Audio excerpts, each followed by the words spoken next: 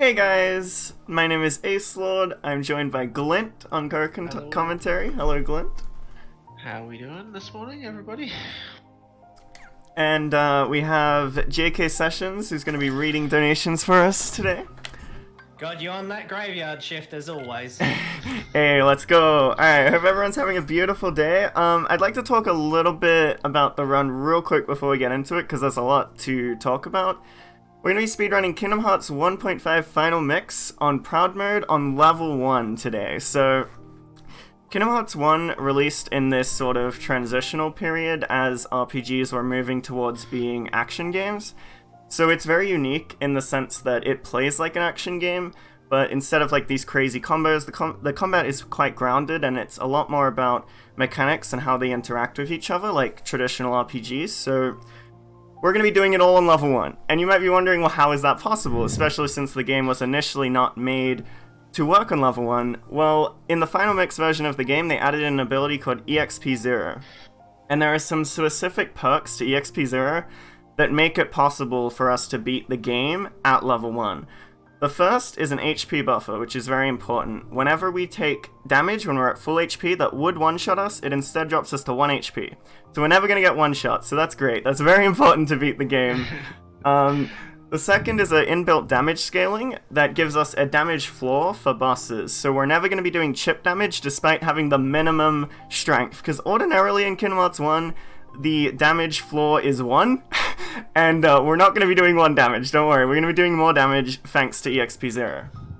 You BBS. Yeah, the third part is probably the most interesting part of EXP0. Some say it's unintended. I think it was intended, not the way we use it in the speedrun. We'll get into that. We do some crazy stuff with it. A mechanic called damage storage.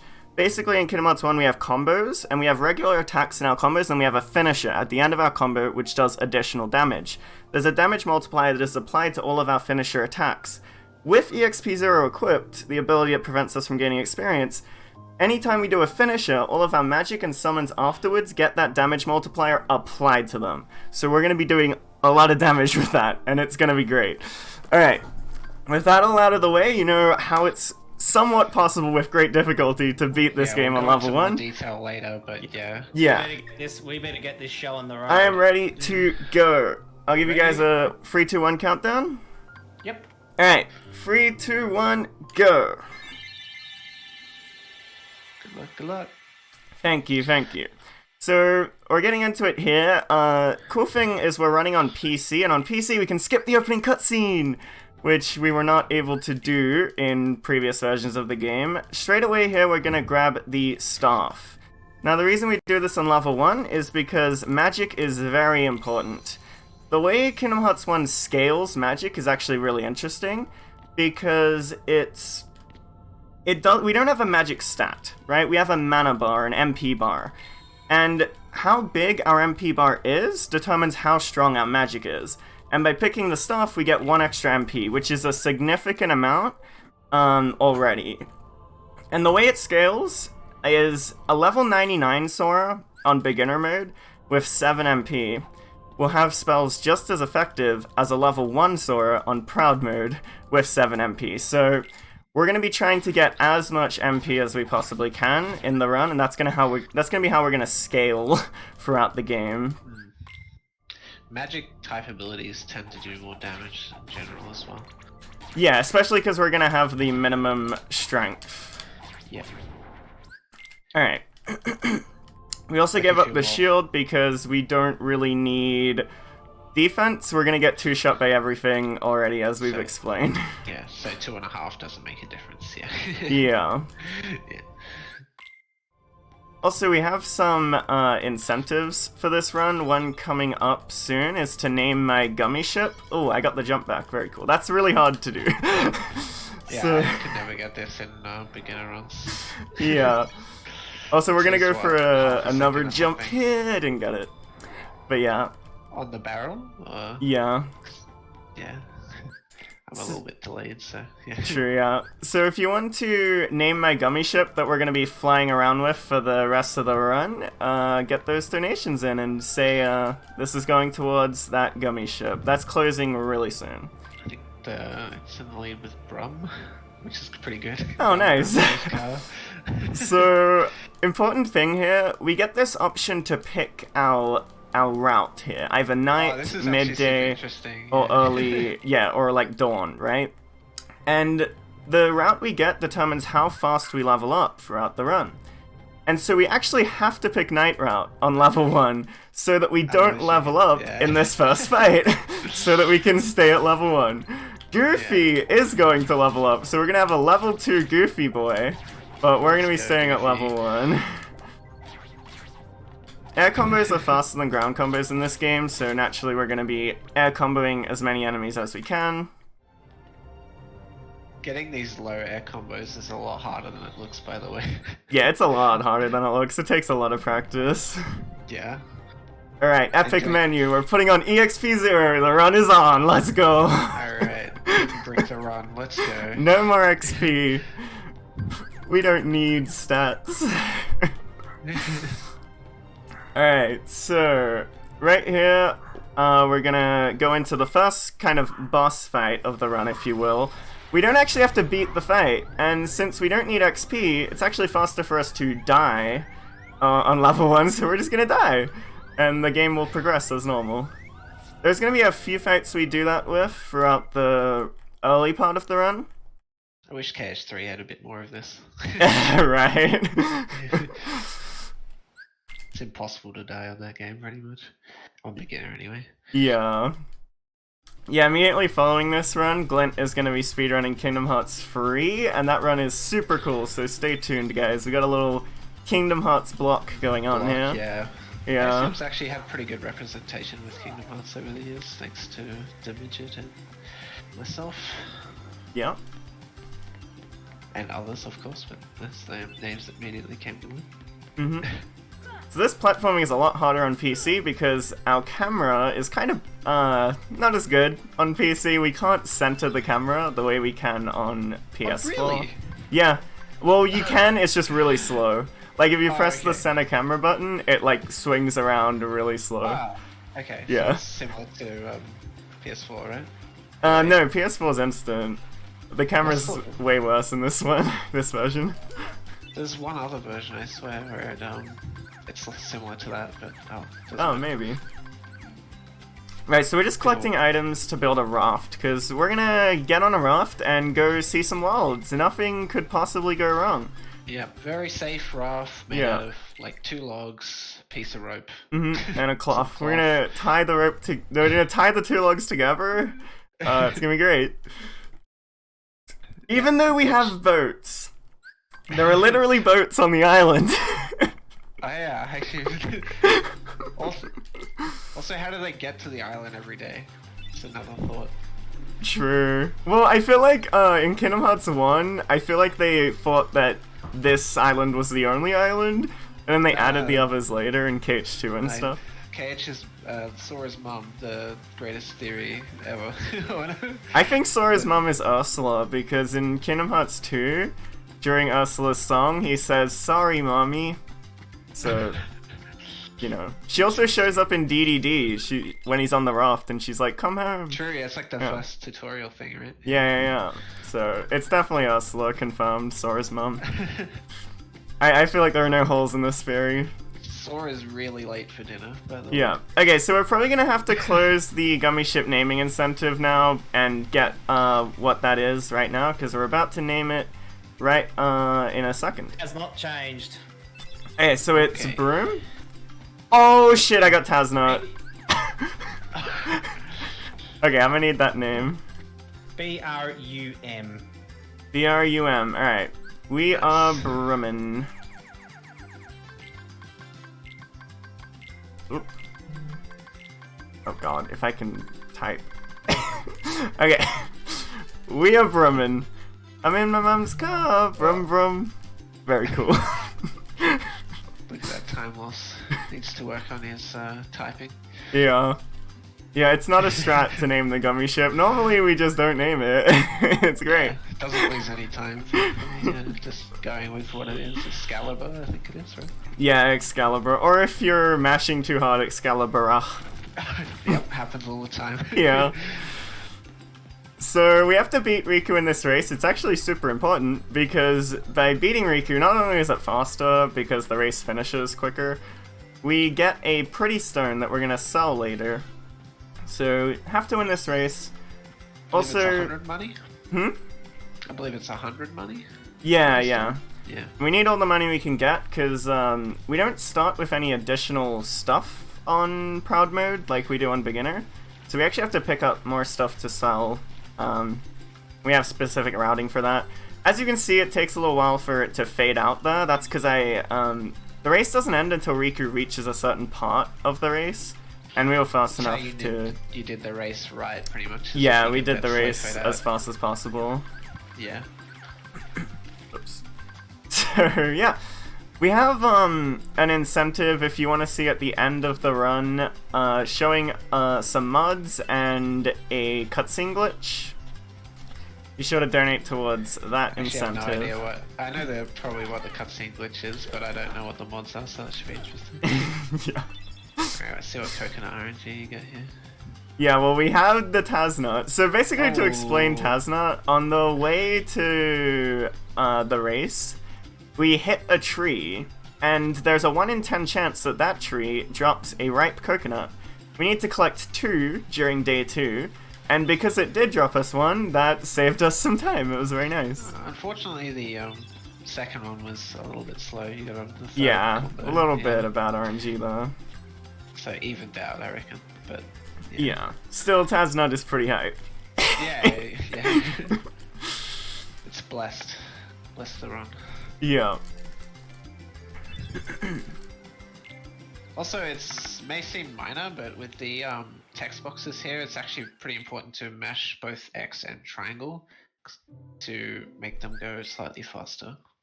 Yeah. You'll end up saving, I don't know, somewhere in the range of 30 seconds over the run, probably. Yeah.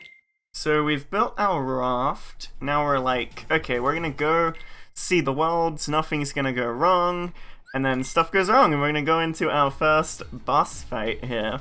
This strat is actually one of the cooler strats. It's kind of hard though, so I hope I can pull it off. But here we have a wooden sword. We actually can't damage Heartless with the wooden sword, but we're about to get our Keyblade. And this is gonna be our weapon for a little while until we get some better ones. And now we can kill stuff, so that's great. Very important. The game also generously gives us a potion to start with, which on level 1 isn't useless. We might even use it in this fight, depending what happens. I was wondering if you sold it or not, because I know on beginner you just kind of throw it when you get a chance, because you need the empty slot. Yeah, no, on level 1 we want the potion. Which makes sense. Yeah. Level 1's scary. Alright, we're doing a very specific combo to try and deflect... Oh god. Deflect these lasers into the hand. I messed it up a bit, but that's okay. You'll see something similar to this in 3 hours. Except a clear version. Right, yeah. With the water side. Yeah. Yeah. We're gonna be seeing Dark Side a lot throughout this run and the next run. Yeah. Kingdom Hearts, do you like this guy? Yeah.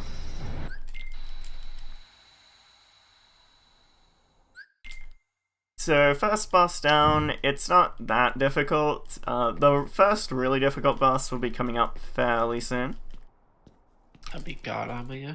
Yeah. Yeah.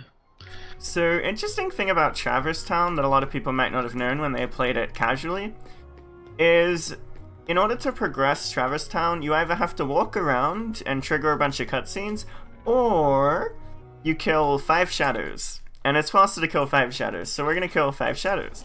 And then we're gonna progress Traverse Town. You kill him in 1 hit here? I do not. It takes a lot of hits to kill them on level 1. Yeah. Oh wow, yeah. Like 5? Nice. Yeah. Oop. Yeah. Then we actually want to take a hit from one of these shadows, because we don't want to be at full HP, because once again we're gonna die on purpose to progress the game, so we actually do want to be on pretty low HP, huh?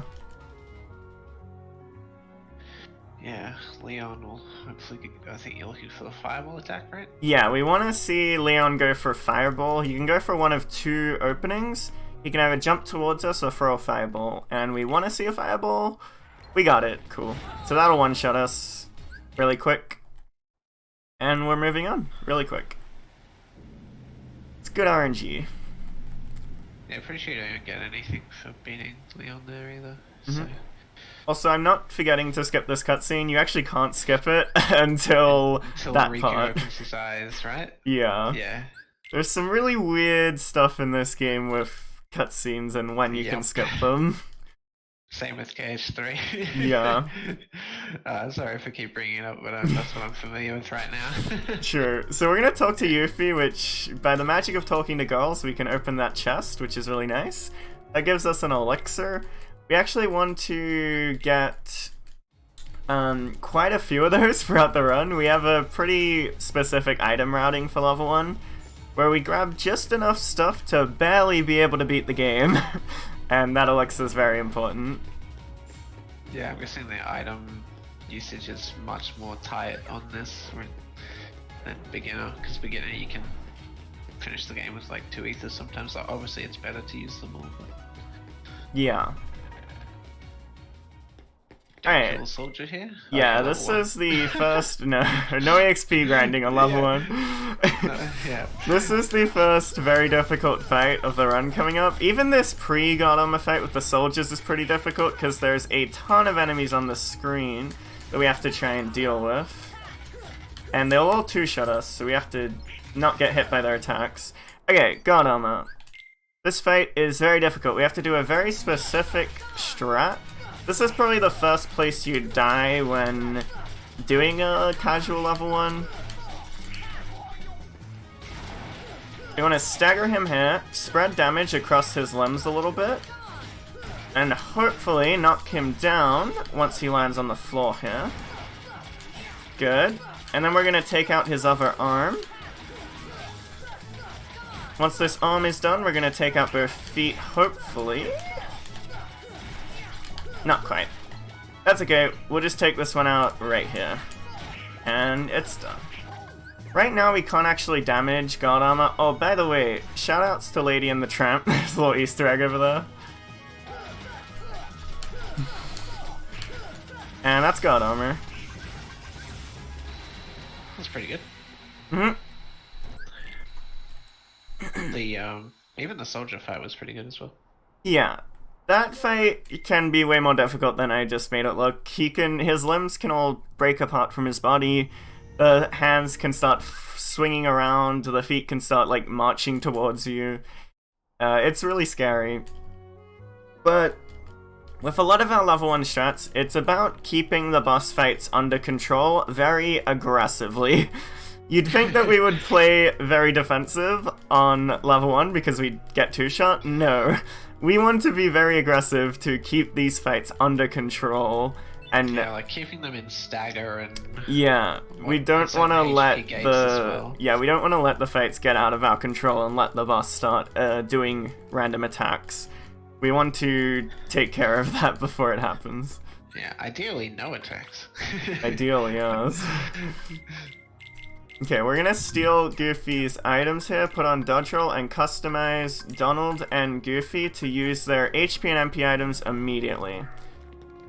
So, we're actually playing the game on English here, which is actually like 20 seconds slower than Japanese, but gives us access to some pretty interesting routing, where we can do this English-only skip here. This is one of the perks, where we can clip through this grate, access the waterway early, just by doing that. There we go. And lets us do some of the second visit to Traverse Town during the first visit to Traverse Town. That skips actually as easy as it looks as well. Yeah. Hold forward. Yeah. So if you want to try that one at home. Yeah. It has to be the first Trinity you interact with, so you get that tutorial. Yeah, don't go into the Sid's shop, otherwise you'll get that tutorial screen Yeah. and not be able to do that. But yeah. Leon's gonna give us the Earthshine here. Unfortunately, we can't... That Earthshine is a summon gem, which lets us get a summon. Unfortunately, we can't get a summon from that yet. We still have to get it when we normally would, unfortunately. Yeah, which is from the Fairy Godmother. Yeah. After TT2? Is that when she opens up? Yeah. I don't remember. Yeah. TT standing for Travis Town. Sorry. Yeah. Not everyone will be familiar with that. Alright, so right here we need to hit this door with fire to unlock it. So I'm going to try and hit it before I hit the ground. There we go. And that's going to unlock it. We're going to do some cool platforming. Cool thing about Kingdom Hearts 1 is there's a lot of platforming. People will think the platforming is pretty janky, and it is. But it's also pretty consistent once you get the hang of it, so... Do we say the meme, or do we wait till we get there? What meme? So you can freeze the bubble. Yeah, we wait till we get there.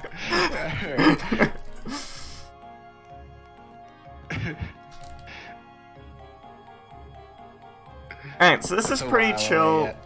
We're gonna be flying to Olympus Coliseum soon. If you have any donations you'd like, incentives you'd like to plug, or any donations to read, go for it, dude. No new donations at the minute, but I would like to point out that we're well and truly under our goal for the glitch exhibition. We still need 450 for that to happen, so please get your donations in if you really want to see that happen. Yeah, you'll have to get your donations in before the end of the run for that. And it's some really funny, cool stuff, so...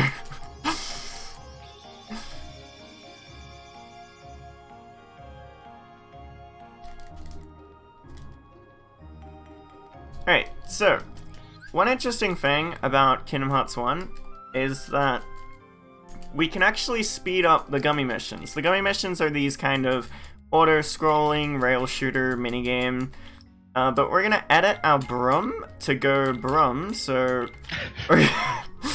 the speed your gummy ship moves in these missions is actually dependent on how much armor it has.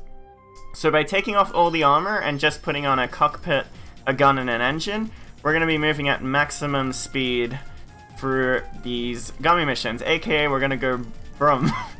It's great. We don't have maximum Brum yet, but we're getting there. Yeah, not maximum Brum, but pretty good Brum.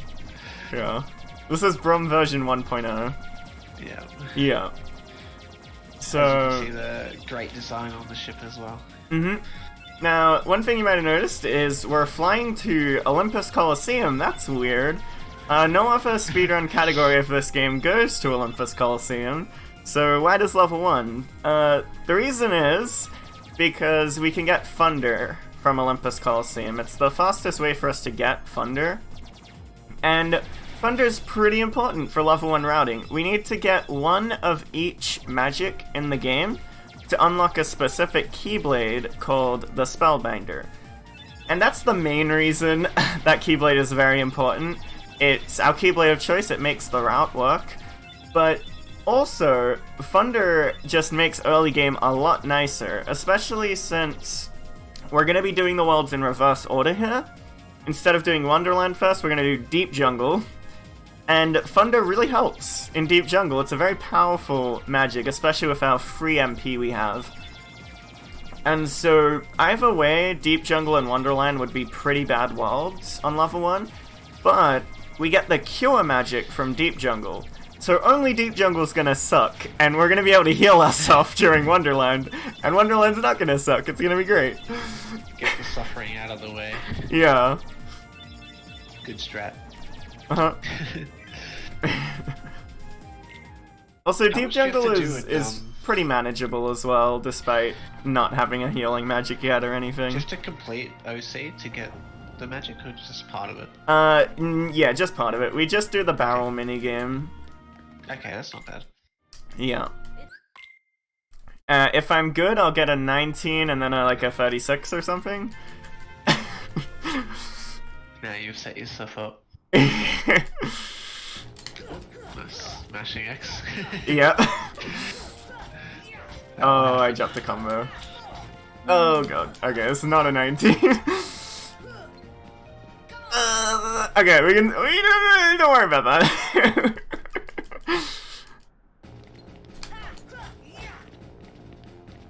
That's fine.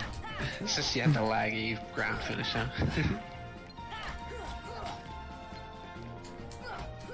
Oh god.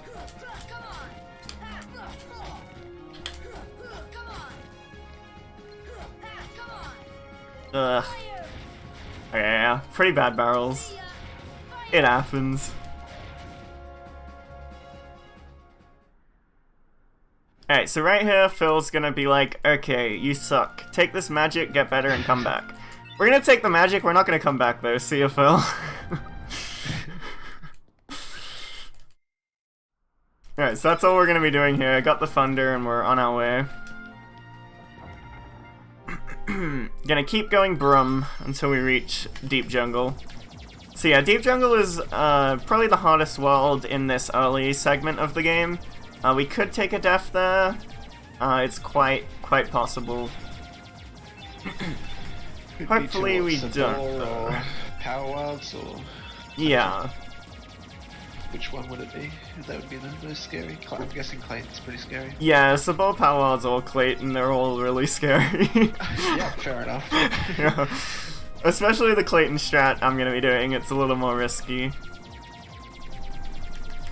Spoilers. Spoilers, yeah.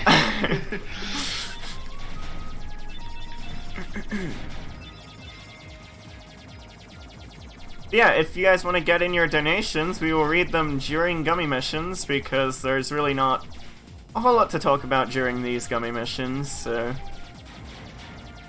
If you want your donations read, go ahead and get them in. Yeah. We would very much appreciate I haven't it. seen any donations yet. I wanna see them come in. Please, guys, we need entertainment during gummy missions, please. Yeah, they're not quite as bad as KH2, thankfully. I want some work to do here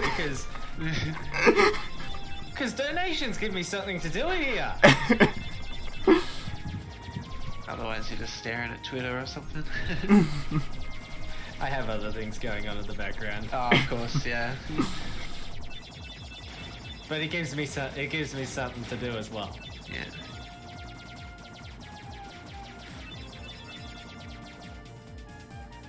Alright, Deep Jungle, we have arrived.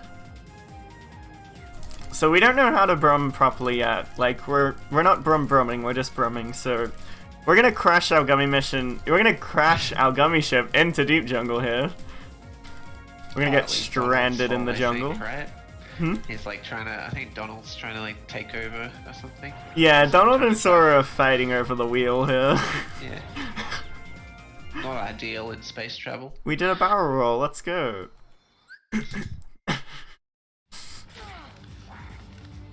Oh no, we died! Okay, so that's another fight we're gonna intentionally die to because it's faster.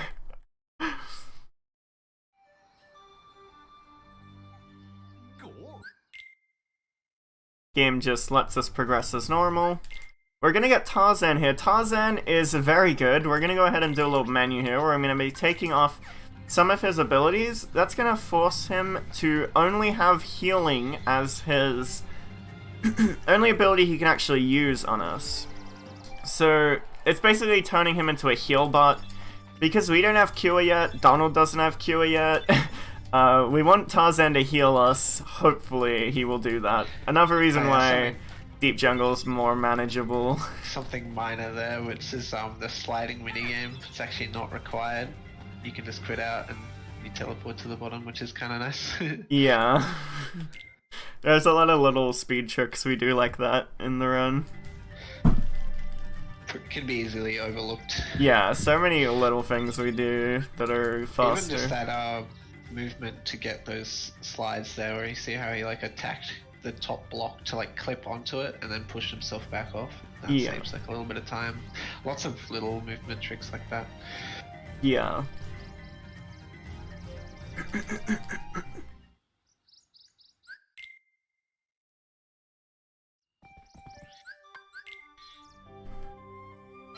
Hey, part of our item routing, we're going to be grabbing our first Mega Ether here. We're going to be going free throughout the run. It's technically possible to beat level 1 with 2, but marathon safety, we're going to grab free.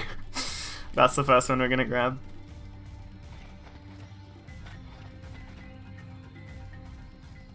It's about 3 seconds for a chest. Yeah. So. Yeah, and it's very important that we grab those. Yeah. There's a fight way later on in the run, and a lot of our routing is built around making that fight somewhat manageable. That's the cool thing about RPGs in general. It's just like, alright, how do we set ourselves up for these few situations which we know are really tough? Yeah. I mean, even in level 1, there's probably a lot more of them though. Yeah.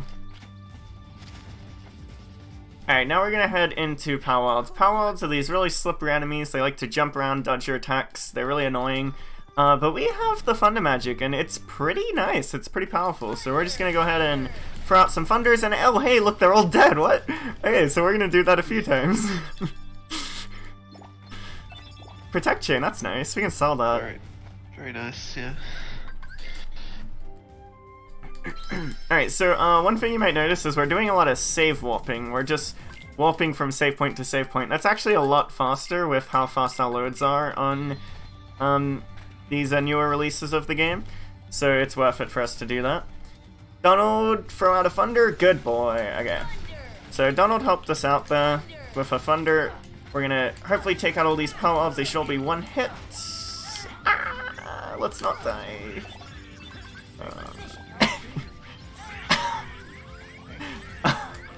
Oh, This is pretty sketchy. Okay. Okay, that's a really bad Powwold fight. Powwolds are very random, very annoying enemies. That tends to happen. Yeah, the thing that, like, he was mentioning before about, like, keeping control, the main thing there that, like, made him lost control was that clank on the ledge there, and then it was like, okay, now he has to adjust and potion, because, yeah, he'll die to 2 hits from anything. Yeah. He was lucky the potion went off before the slide attack there. It was a bit close. Mm-hmm. Ooh. Okay. That one was a bit better. Yeah, a lot better. We're gonna use our Aether here that we took from Goofy earlier. Fill up our MP for these last 2 Powwold fights. That's cool. Oh. Ledge grab thing. Tarzan, can you? Thank you. Okay, Tarzan actually healed us for once, so that's nice. Very good. Hey. Alright, last Powwold fight coming up here, and then we're going into Sabor. Sabor's a pretty fun fight. I'm gonna hit this Powwold to try and build up my MP, because every attack actually builds up MP in this game. So you can kind of balance between doing attacks and then going into magic. Yeah, the MP system in this game's a little bit weird as well. Yeah, it's pretty interesting how it works. But it's kind of complicated. Tell you exactly how it works. But yeah, like sometimes it's better to use the spell because technically you'll have more, which is a weird concept. But whoops. Alright, heading into Sabor.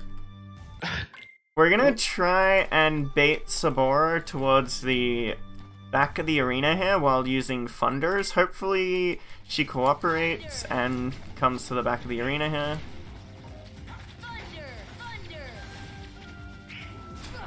Oh, that's not good. Okay, we want to parry Sabor like that, and then combo Sabor into this corner, and keep comboing her into the corner while our party members attack. Again, keeping the fight completely under control the entire time. By moving here, does that stop them from Sabor going to the forest completely? Like, just makes it not possible, sort of thing? Yeah, she won't jump into the forest because she doesn't have an opportunity to, yeah. It's too far away, yeah. It's interesting. Alright, good Sabor fight. We're gonna head to Clayton, well, on our way to Clayton. there's another cool movement trick here. First, I'm gonna jump swing to hit this lurch zone, or just jump. Then we're gonna enter this minigame and quit out of it, which is gonna place us at the end of the minigame, which is where we need to go. This fight works the same on level 1 as it does on any category. It takes 15 Keyblade swings for this fruit to go down, so yeah, we're just going to attack it. Now we're heading into Clayton. Clayton is a very difficult fight. I'm going to be going for a very specific strat that is pretty new. It was found last year, and it's quite difficult. So hopefully I can get it. Glint, you could explain animation skip? No. Oh, you don't know how it works? Okay. It's something I never really did. I know it's like you want to position yourself in a certain area for it to happen. That's about all I know about it, though. Right, okay. It's very precise. Yeah. Okay, I got it. Nice. So you want to knock him off that rock in a very specific way. It's really hard, and that'll skip his animation of transforming. And now we're gonna hit Clayton against Stealth Sneaks. Because our attacks are hitting both him and Stealth Sneak, we're building up a lot of MP. And then what we're gonna do is jump at very specific times to Thunder to dodge Stealth Sneak's attacks. Like this. And keep Clayton under control the entire time. It's a new strat, it's very hard. Clayton got away from us there. You never want to let the boss get away from you. There we go. Good fight. Yeah, I was gonna say overall that seems really solid. Oh, good. Yeah. Again, like on level 1, we die in 2 hits, but we have to be very aggressive. It's pretty counterintuitive, but we want to keep the bosses under control the entire time. Never let them get out of our control. And that's how we remain safest, rather than playing defensively. Here we're gonna do some routing where we grab these items that we're gonna sell later. And this is the hardest boss in the game, it's platforming. This ledge is very difficult to grab. Oh, whoops. Yeah, this is Hey, I got it, first try. waterfall cavern skip, we call. Nice. Yeah, you could climb the vine, but it's a bit slower, so we do it that way. A lot of runs have been lost here. Yes. It's because the camera is also very strange there as well. Yeah, you have to deal with awkward platforming, camera, Sora physics. It's But speedrunners typically have practiced it enough that we know what we're doing and can get through it pretty quick. Alright, so... Let me know when you got a chance for donations. Cool. Gummy, Alright, so. Deep Jungle's down, we got the cure, and we're heading on another gummy mission to Wonderland. Take it away, dude. Cool, we got $50 from Anonymous. Go Ace, we want that glitch exhibition. Nice, thank you very much. And also, we got $20 from Anonymous. Good luck, Ace. Let's get that Kingdom Hearts glitch exhibition. Let's go. Nice, thank you everybody. And then we're all caught up in donations. Cool, cool. Thank you guys so much. I really appreciate it. Our donations are going towards a specific place. You want to plug that? Yeah, I'll plug that right now. So we're raising money for Beyond Blue, a charity promoting good mental health through raising the awareness and reducing the stigma around these issues. If you would like to donate, the link to do so is donate.ozspeedruns.com. That is donate.ozspeedruns.com. Yeah, so it's all going to a good cause, and we get to see some cool glitches and mods.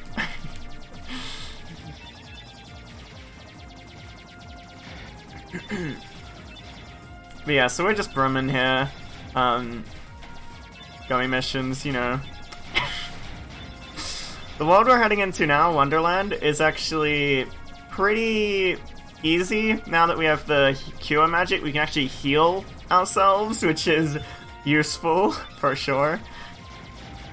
And so, because we did the routing this way, it's not going to be too hard to get through Wonderland. When does Donald get Q? He actually got it when we got it, so he has it now. Yeah. Well, that helps as well. Yeah, it helps a lot. So for some reason, on the PC release of the game, they decided to add in an additional unskippable cutscene. I cannot skip this cutscene, because it is a cutscene that cannot be skipped because it is unskippable. It's too early. We have to see the rabbit run into the door. It's very important. This is the story we need to know. Speaking of story. Hmm? Kingdom Hearts story. It's great. It's great. There's some recent additions that made it more interesting, but in my opinion. Yeah, the mobile game Union X has had some very interesting story developments for this game. It's getting very complex, but very interesting. Yeah, it's unfortunate that it's on a mobile game to find this stuff out, but you know. Yeah, don't play it. It's also discontinued. Yeah. Hopefully we'll get a game that fills it in some fashion. Or a movie. So I want to kill all these enemies and then hug this wall so that no more enemies spawn. It's a very specific movement to not spawn enemies. I think we haven't actually explained yet. When we're in combat and have that red command menu, we actually can't interact with objects. So we want to be out of combat to grab the evidence there to give it to the queen. Also, I just did a very specific English-only glitch to speed this up, where we opened the journal and then exited the journal, and then right after we pick our evidence here, we're gonna have sped-up dialogue. I think it was middle. Oh, you think it was middle? No, I got it. It was right. Get wrecked. To explain that, do you want to explain what we did there? So with the boxes, so only one of them has the Heartless in it, and the other ones have Donald and Goofy, so they can take away your party members. And it's the one that hits the ground first is the one you want to pick. That's the one with the Heartless, and it's pretty fast and sort of hard to tell. But yeah, Ace is a gamer and got that first round. Yeah, and as you can see, those text boxes were pretty glitched out and went by really quickly thanks to that setup we did earlier. It's a really weird glitch. There's a lot of really obscure speedy stuff we do. Yeah. I don't even know how that got found. I think it's referred to as stench glitch. Yeah, stench glitch. Yeah. There are some very interesting applications of that outside of just speedrunning, where you can manipulate text boxes. It's really cool. And here we're gonna interact with that sign twice, and look how happy they're gonna get. Look at the Hatter and the Hair. They're so happy. And that's gonna give us an elixir. I was like, why are you doing this? Yeah, level 1 stuff. I should have done some more research, but it's fine. Yeah, we really want that elixir on level 1. It's super important. Yeah. That seems pretty quick too. I don't know, it's like 6 seconds, 7 seconds or something. Yeah. Oh yeah, this is an interesting little movement platform too. So you want to... You assume I'm gonna do it? Yeah. No, I am doing it. Well, the first part you already got. Well, as long as you don't fall down. Yeah. Alright, so yeah. You want to move in, like, it's hard to describe, but you want to move in a specific way there to not spawn a wave of enemies as well. Yeah. And that will save a lot of time. Yeah. Also, it's faster to dodge roll across the tables there rather than jump across them. But it's kind of risky. Probably a little bit safer, yeah. Yeah. And then the second bit there, you want to also, I think you can pan your camera, but you want to, because you can't interact with anything while you're in combat, like I said. Mm-hmm. And so you want to interact with that door. Alright, Trickmaster time. We have Thunder. Let's go. This fight is actually a lot easier on level 1 than it is on regular Proud, because we have Thunder, and Thunder is great, and Trickmaster does not like it. Also, Donald has it, and he contributes a lot with that as well.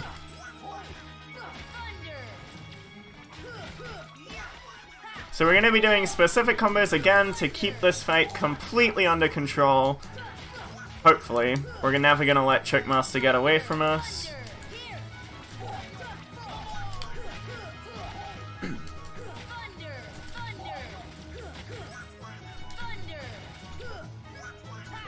Yeah, There we go. Good fight. Again, being very aggressive, not letting the boss really do anything. Yeah, that was really good.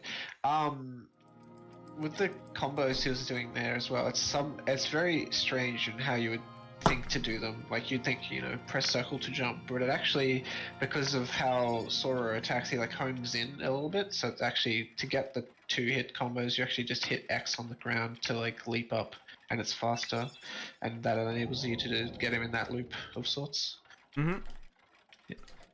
Obviously, there's a slight difference with the Thunders keeping him in the stun lock because of level 1, but yeah. Yep, a little bit more gummy missions going on here. Fun fact, if you place yourself in this top left corner, on beginner mode, you can complete this gummy mission just without doing anything at all. On level 1 we would die though, so we're not gonna do that. If you have any more... If you have any more donations or stuff to plug, go ahead.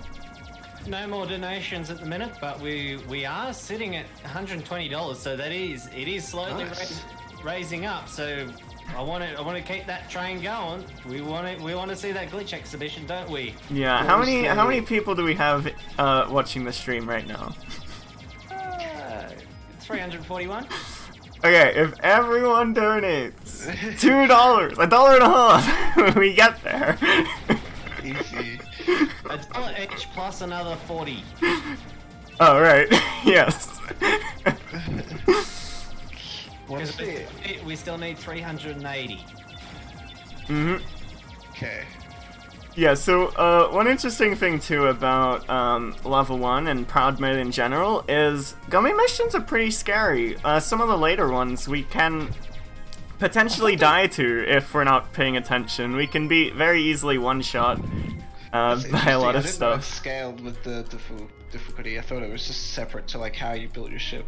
No, so in Kingdom Hearts 2, it's gummy missions are the same regardless of difficulty, but on Kingdom Hearts 1, Proud Mode, you take more damage, and we don't get that HP buffer from EXP 0 on our gummy ship, so we can get one shot if we're not careful.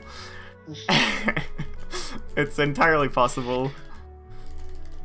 But we generally know the correct movement for that to not happen when speedrunning level 1. But if you're just not paying attention, you can die. Especially in the later gummy missions. But right here we're going to sell some stuff to Sid, get all our money, so that we can upgrade to Brum version 2 soon.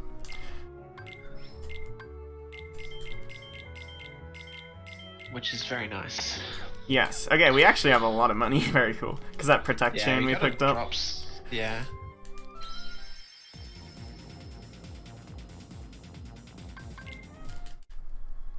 Alright, and now we're gonna get our first summon of the run from the Fairy Godmother. She's gonna give us Simba. And Simba is very important for the run. All of our summons, except for Tinkerbell, are very important for the run on level 1. We actually need all of them to be able to pull off some stuff later. And Simba is arguably the most important one.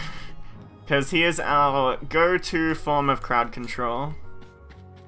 But you think Tinkerbell would be really good as well, like, because from a casual perspective, I think we use Tinkerbell quite a lot. Yeah, Bambi. Tinkerbell is the best summon, casually.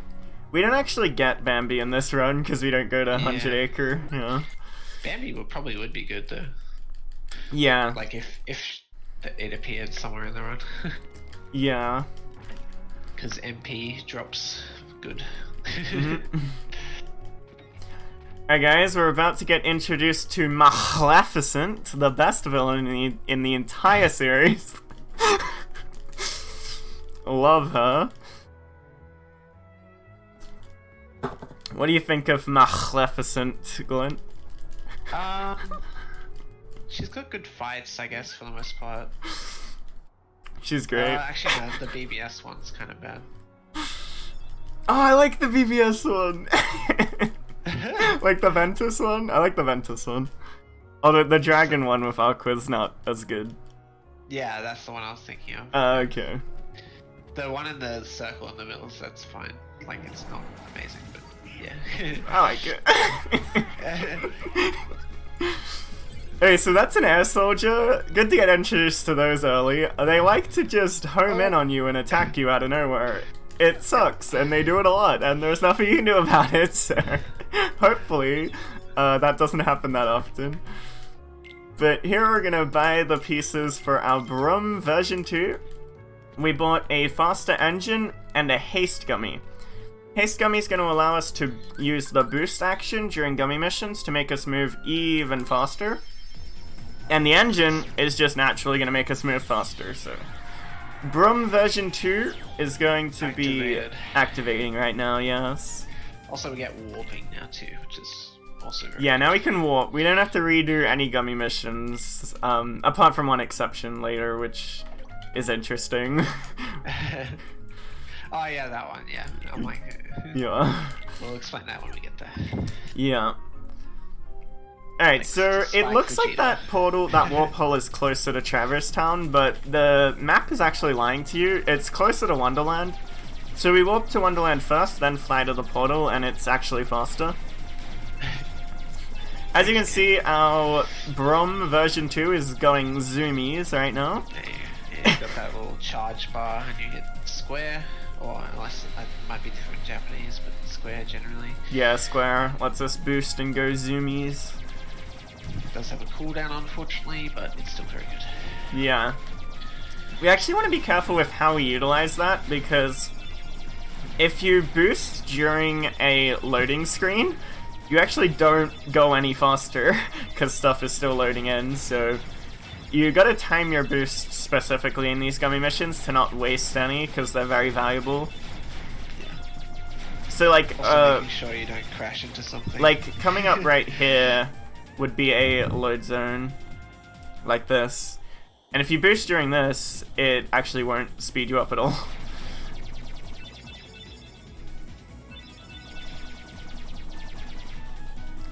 Yeah, that little transition area is like telling... It's like, we're in the next area now. Yeah. Yeah. Also, on a lot of other categories, you wouldn't even feel the need to put a gun on, but we definitely need it to not die.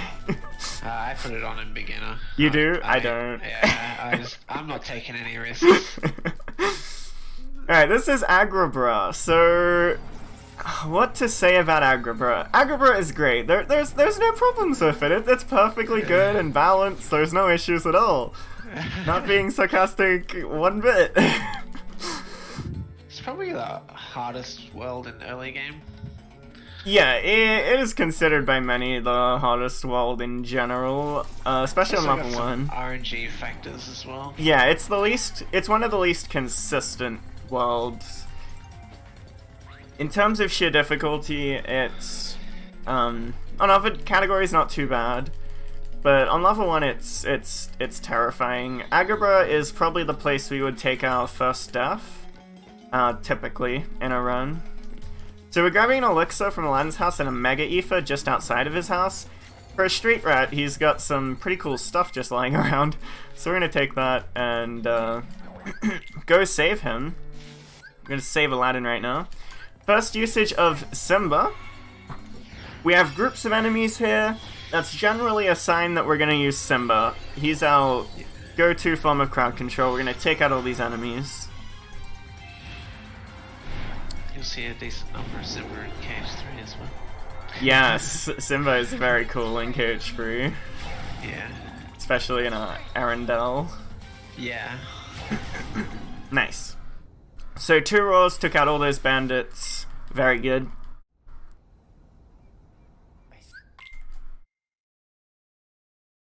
We're now gonna get interrupted out Aladdin. of your roars there, so it can go wrong, but Yeah, it most of the time can. it's fine. They like to throw their scimitars at you. Yeah. Bandits And if are you- very scary. Yeah, if you interrupt your roll, he runs out of gauge, and then yeah, you're in big trouble. Yeah. So again, we're save warping, pretty standard. We actually skip a skip we used to do. We used to do a bandit skip thing, but because our loads are so good now, we just skip doing that skip and just save warp back to Aladdin's house. Skipping the skip. Yeah, skipping the skip. Alright, right, that's all I need to do. We're bringing Aladdin into the party here because Donald is a bit of a nuisance and Aladdin is pretty useful. I'm gonna grab this Mega Ether here. It's the last Mega Ether we're gonna be grabbing of the run. We have 3 now. We're set for a really difficult fight later on. We need to take out these enemies, and I got really good RNG that he came over to the corner. Very good. Didn't get black fungus either. Yeah, there's an enemy that can spawn in this room that forces us to just leave the room and come back because we can't fight the enemy. Bottom. It takes way too long. Oh, whoops. Yeah. Camera. Okay, I thought you fell down, and I was like, oh no. I mean, if you fall down at the end, it's fine as long as you get it before you do the keyhole. Yeah. Alright, Yeah, it'll spawn heading into enemies, Pot and Centipede. Pot Centipede is one of the most random fights in the run. It could be where I take my first death. There are like 100 pots on the screen, what feels like 100 I should say, and they can like fly at you and snipe you out of the air and stuff like that. And there are hitboxes that are very big and difficult to deal with all around the place during this fight. There's just so many enemies on the screen and it's really scary. Ideally, very mean. 90% of our damage here will be done while Pot Centipede is transitioning between the rooms like this. We want to start comboing him while he's moving around. Oh no. Uh-oh. As you can see, it can get very sketchy. What I'm going to do is break him apart and try and target the tail. Anytime I get hit, I'm just going to back away and heal for safety. Okay, now he's transitioning between the rooms, so this is good for us. We're going to be able to get a lot of damage off while he's moving between the rooms. Ideally, he turns around perfect. Okay, this is pretty good for us. We still need to be careful because all of these pots are going to try and fling themselves at us and hit us from off screen and whatnot. So we got to be pretty careful. Oh, there's one. Hello, pot. Everything in this fight will two-shot us. There we go. Really good fight, actually. First try. Oh, excuse me. And Very, we ended up like in the start was last a little room. bit, floppy, or like not due to you think he was being a bit mean, but then once he got the transition, you got a good number of hits, so Yeah. that's what you're looking for. And it doesn't end there. From one terrible fight to another, we're heading into Cave of Wonders. This fight is also super RNG. He's gonna be flinging lasers around at us and summoning bandits. One, two, A tiger head, or yeah. We do a specific few dodge rolls to get this hit behind his eye there. That's gonna set us up to be able to deflect these lasers back into his eyes, and it manipulates his attack pattern to let us do so. If you have Scan, which lets you see enemy HP bars, which we never get on level 1, you would see that deflecting these lasers does so much damage. So we got every laser deflection there, which is a really good start to the fight. He's gonna summon enemies now, and this is where it gets kind of sketchy. Bandits will kind of start flinging themselves at us. Hopefully we can not get sniped by lasers either. Would be ideal. Ah, okay, we died. It happens, that fight's pretty random.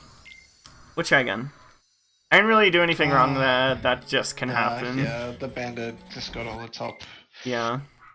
Normally, when they do fly themselves at you, it's like they will go past and then fall down, but one of them actually managed to get on the head there, which is, yeah, unfortunate. Again, we're going to manipulate his attack pattern with that hit, and start deflecting the lasers back into his eyes for maximum damage. This is a perfect example of how level 1 is just brutal. Yeah, it's very easy to die in a lot of places. Yeah, like I said, he didn't really do anything wrong there. He was getting all the deflections, he was in the right position, manipulating his attack pattern, and then the bandit was just like, nope. Yeah. Okay.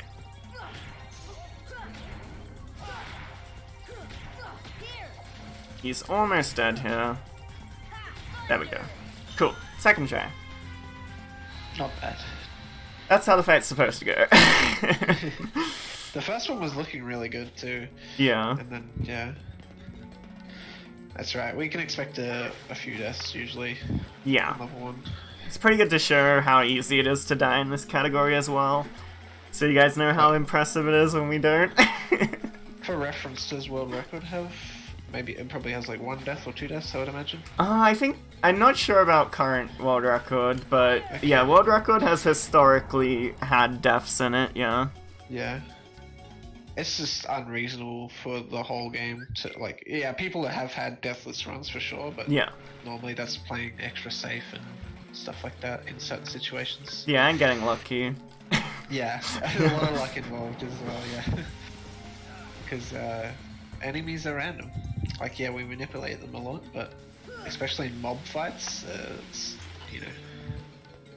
Yeah, and especially in Cave of Wonders and Pot Centipede, we don't have a lot of control in those fights. The bosses kind of just do what they want, so it can be very difficult. Alright, so what, Jafar coming up next? Yes, we're gonna do a very specific strat where we're gonna be finally utilizing damage storage for the first time to get a lot of damage off with fires. You can explain this initial setup if you want.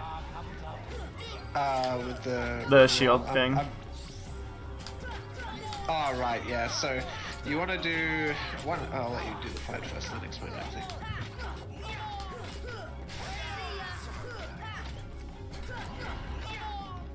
Because this fight's pretty tight. Yeah, it's pretty tight. I might not get it here. My damage is looking pretty bad. Yeah. Maybe like 4 hits short or something.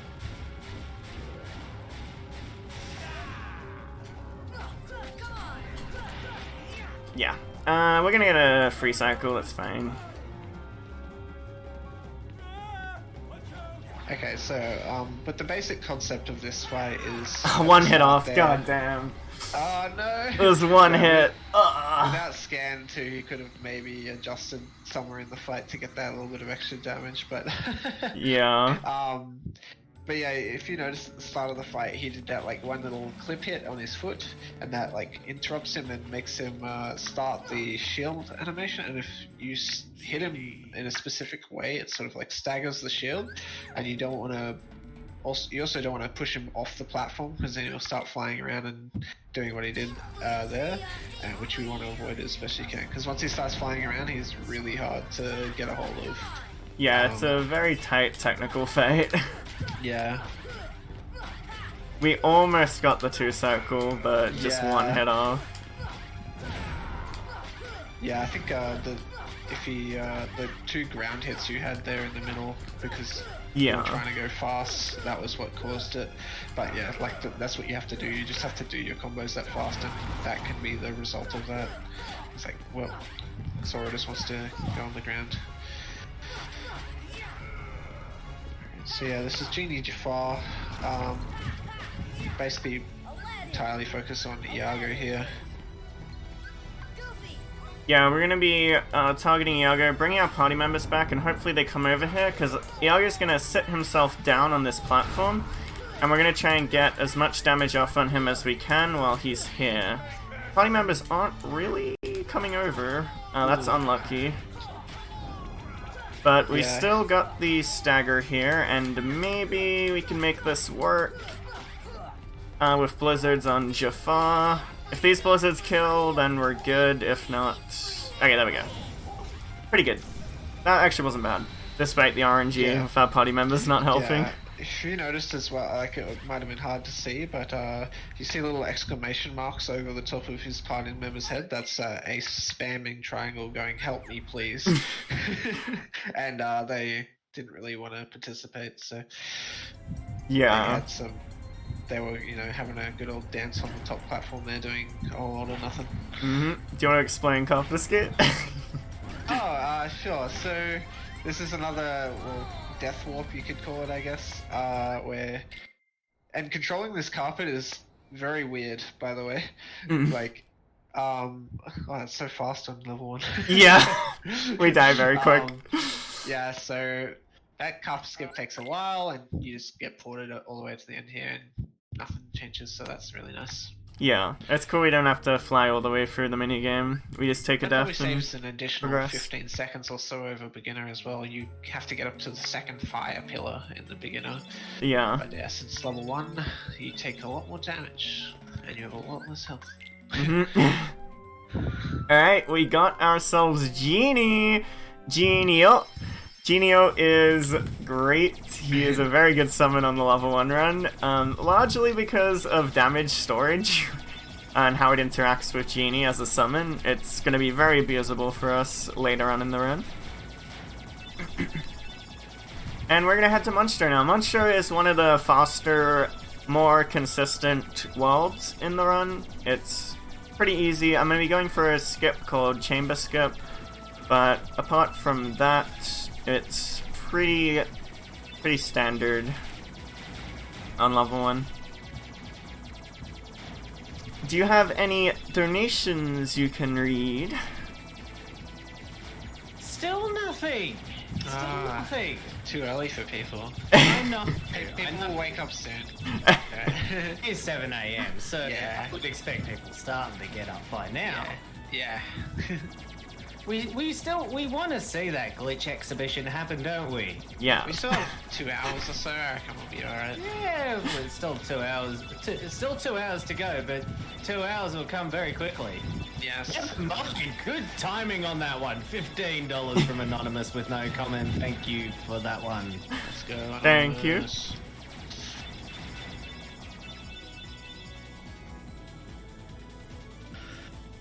Yeah, so just, brumming away once again. Brum version 2. Getting mileage out of it.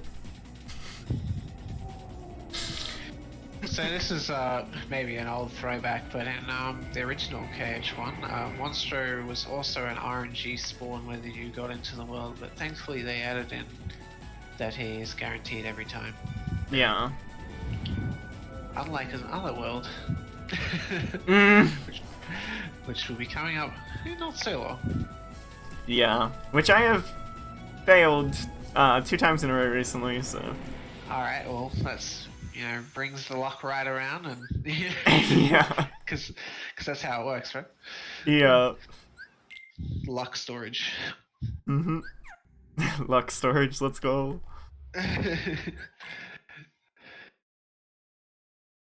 Couldn't get heads 10 times in a row. Impossible.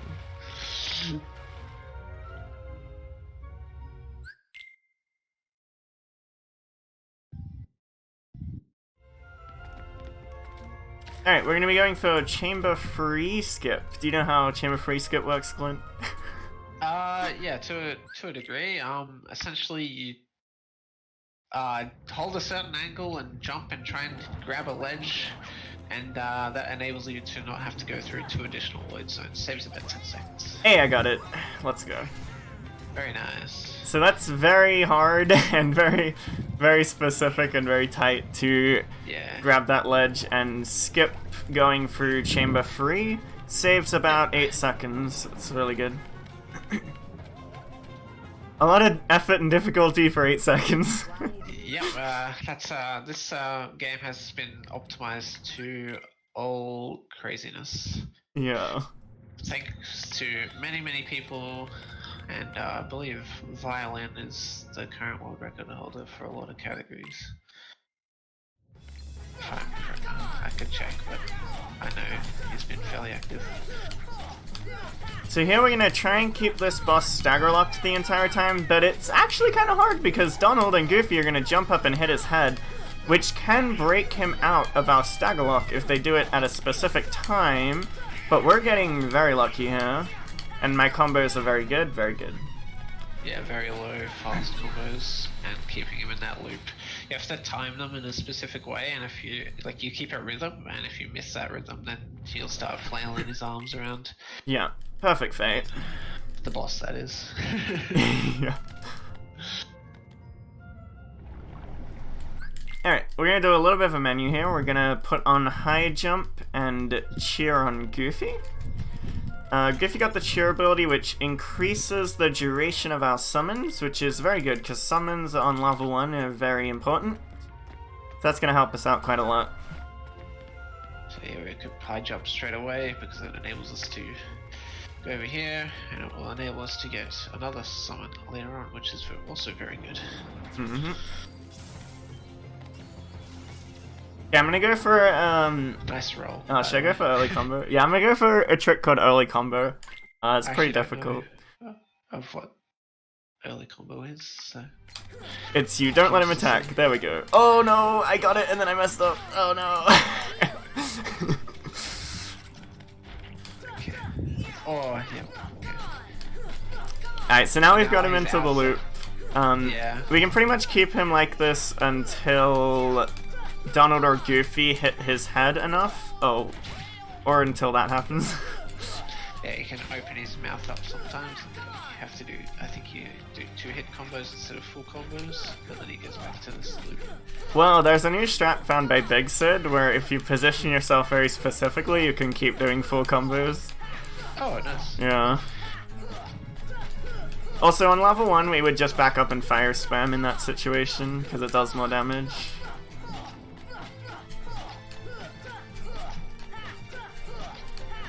But it looks like we're not gonna get into that situation here. There we go. Good fight. Kinda. Yeah, a little bit of adjustment, but overall, not bad. Yeah. The next world sucks. We're gonna be doing Halloween Town next. Halloween Town is actually my favorite world in this I was game. about to say, I like Halloween. Yeah, it's my favorite world, but on level 1, it is very, very difficult. There's one particular fight with 3 enemies that are hard to hit and move very quickly, and Oh, yeah. Yeah. I'm thinking which fight would be hard. I'm thinking they all could be difficult in their own way, but... yeah, and the worst part is that if we die to that fight, we lose a lot of time, so hopefully we don't die to it. But we'll talk about that as we get into it. The next world is quite a world on level 1. So yeah, it tries to send you back to Agrabah here. We're not about that. Yeah, we're not about Right, that you go life. We're actually going to warp back to Munster here, because we want to grab the Water Gleam, which will let us get Dumbo later. Dumbo is very cool. Most categories wouldn't use Dumbo for combat. We have a much more creative way of using that summon. Level 1 does use Dumbo for combat, but there's some really cool stuff we're going to be doing with Dumbo as well. Yeah, definitely an oversight. You could call it a glitch of sorts, maybe. Hmm. It's like you're using the summon as intended, but it has some interesting effects. Yeah. We're grabbing that now, and it's actually faster for us to... We could have grabbed this the first time we were here, but it's actually faster for us to walk back here, grab it, and then fly to Halloween Town from Munster. Thankfully, this is a fairly quick gummy mission too. Yes, it's very quick, and fun fact, if you place yourself on the bottom of the screen like this, you're actually invulnerable for the entire gummy mission. These enemies look like they're gonna hit our broom, but they just can't aim, and they miss, and it's great. The hitbox of the spaceship is a little bit weird as well. It's like just the center of the ship, I think. Mm-hmm. And we're at Halloween Town. Very short gummy mission. Alright, out of the frying pan, into the fire. Let's go. Only 1 death so far, so you're going pretty well, I would say. Yeah. So there is an extra backup elixir you could grab here. I'm not gonna grab it because it's pretty slow. We're just gonna keep going.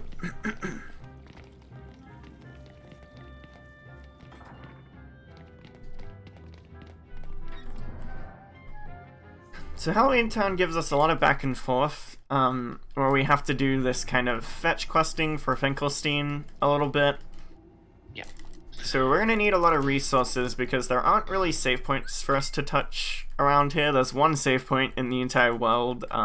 Well, 2 technically, but the other one we're not gonna get to for a while, so We're gonna take Jack's ethers here, and then I'm gonna give him some potions for a fight later where we want him to back us up and heal us. And we're gonna take out these ethers on Sora so we can keep our MP high while we deal with all the enemies here. We have the Blizzara magic, which we got from Jafar, so that's gonna give us a big radius, and if we position well, should be able to take out these groups of enemies for us. Well.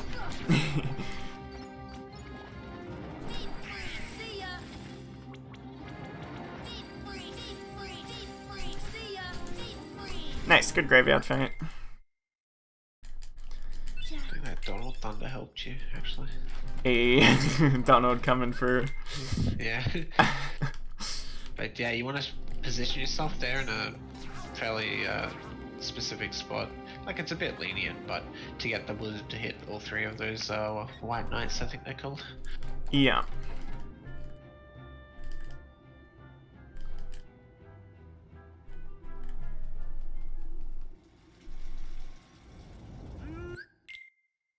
That's the three little kids we're gonna be fighting soon.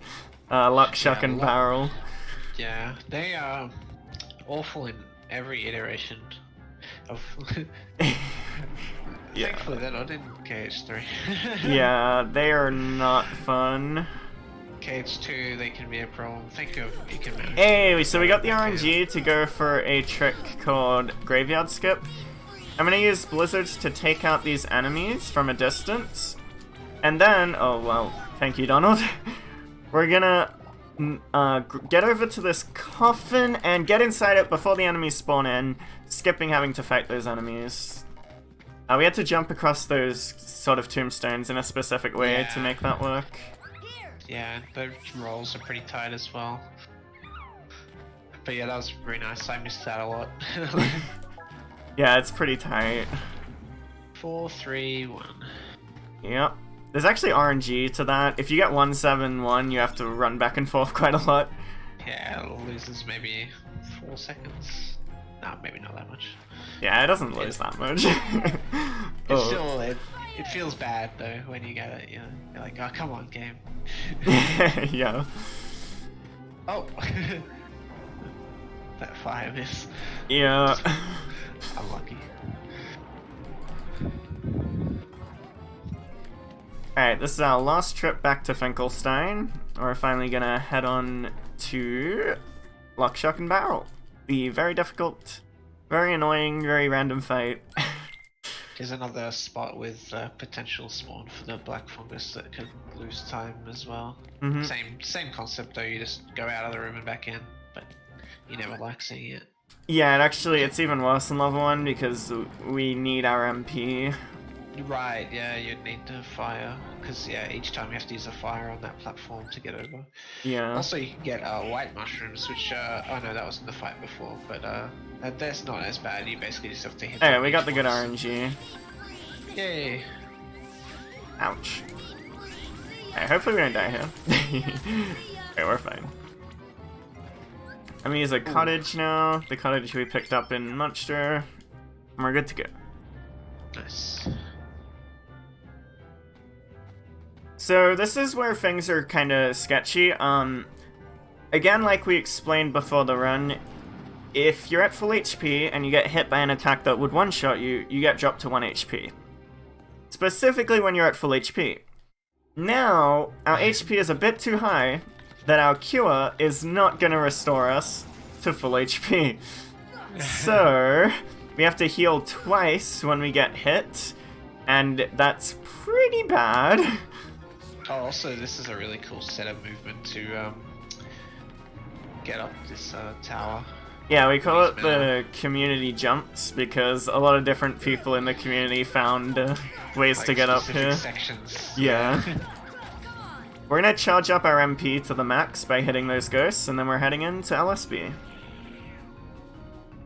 Also, yeah, falling off is very easy. Sora sometimes just randomly lets go. Bad start. Really bad start. I want them to huddle in a group so I can hit them all with the blizzards. Oh, yeah. for barrel, but Okay, we got it. Barrel shouldn't take me out. I can easily react and parry Barrel's attacks when he's the only enemy in the room. like I know Shock's the girl. I don't know. We did it. Let's go. I've had nightmares about that fight. Whew. Alright, very good. Yeah, that was very clean. Like they weren't the nicest they could have been, but they didn't hit him, and obviously Ace reacted to what they gave to him. But Alright, we hit that switch. You never want to forget that. Because if you forget, you'll have to climb all the way back up the manor. And I'll be the one to be honest and say I have forgotten it more than once. We're gonna bring Jack in because he has the cheer ability, which boosts our summons, and we're gonna be stocking up ourselves and all our party members with potions, because our cure will not fully heal us, our potions will, so they're a little bit more valuable again. And we're heading into Oogie. This is going to be your first seeing of Genie and damage storage combined. We're going to do a high jump lock on Blizzard to hit both these gargoyles. And to come over to the right, that's going to bait them to come over here. This is pretty consistent. We're going to try and get a full combo off. Oh, if I can. There we go. That's going to give us damage storage. I'm going to activate a switch and summon Genie. Hopefully, Genie will kill Oogie for us. That's what we're hoping for. It's pretty RNG because Genie has a pool of attacks that he can choose from to throw out here. And we want to see the orbs, specifically the blue orbs, but orbs are what we want to see. If he does Thunder or Stop or Gravity, we don't want to see that. He did one Stop, one Gravity, but overall pretty good. We're going to see if he can kill Oogie here. Good. Good job. That's pretty random. More often than not, he will kill Oogie, so he got it. He did it for us, though. Nice. Let's go, Genie. And unfortunately, without scan, you can't really see how much damage that's doing, but it's a lot. It's a lot of damage, yeah. Alright, this next fight is the reason we put all those potions on. I'm going to be doing a new, riskier strat that is pretty scary, so hopefully I don't die. Good luck. Thank you. This fight on every category of this game is really hard. Yeah. Oh wait, no, not this fight, the next one.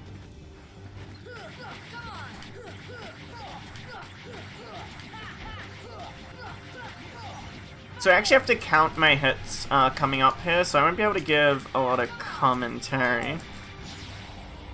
Because this is a very, very specific strat.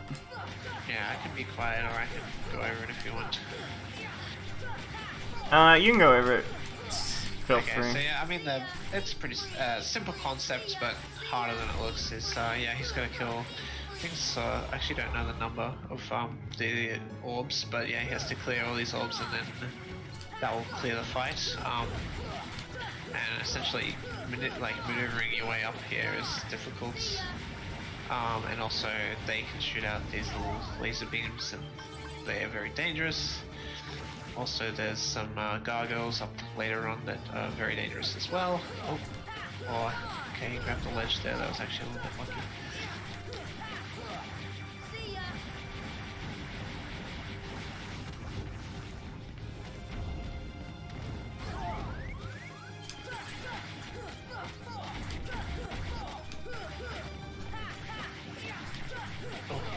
See, it's just Umi's mana throwing the fire around.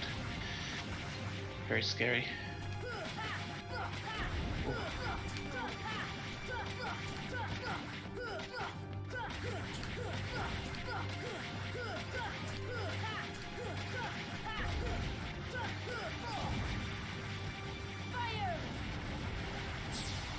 Okay, so now I've killed enough orbs that the manor is going to get very aggressive, start summoning gargoyles and attacking more with the fireballs. I want to kill this with the help of my party members, and then jump down and take out the last two orbs that I've left at low HP.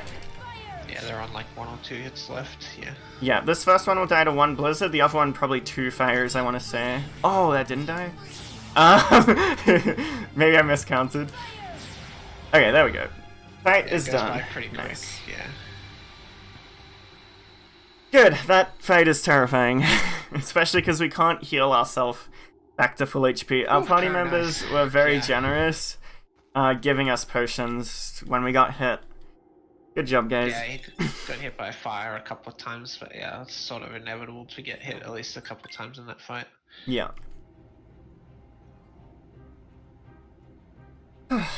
Alright, Halloween Town Deathless. Very, very good. Yeah, very good. This run's going pretty well. Yeah. What's your PB?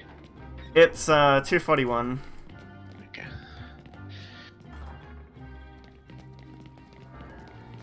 Alright, so we're gonna fly to, well, hopefully not Atlantica. We're gonna fly to Neverland. This is the worst part of the speedrun on any category, I think. Most runners, I think the majority of runners would agree. We have no control over this. There is a 70% chance that the world we want to go to will show up. We want to see Hook Ship. So, Yeah. but yeah. But if we get unlucky, we lose 40 seconds, and it's completely out of our control. Yeah. So let's hope, guys. Let's hope we hit Hook Ship. Also remember, guys, at the end of this run, if we hit a incentive for a cutscene glitch exhibition with mods, we will showcase that, and it's gonna be really cool. Chance for a donation? Yeah, go ahead. Rightio, we have 20 euros from Kalobi. I won't be able to catch Kenara's Hades run later because of time zones, but I want to be able to watch the VOD of Sharon fight tomorrow. So I'm putting this towards that incentive. Good luck on your runs, Kenara.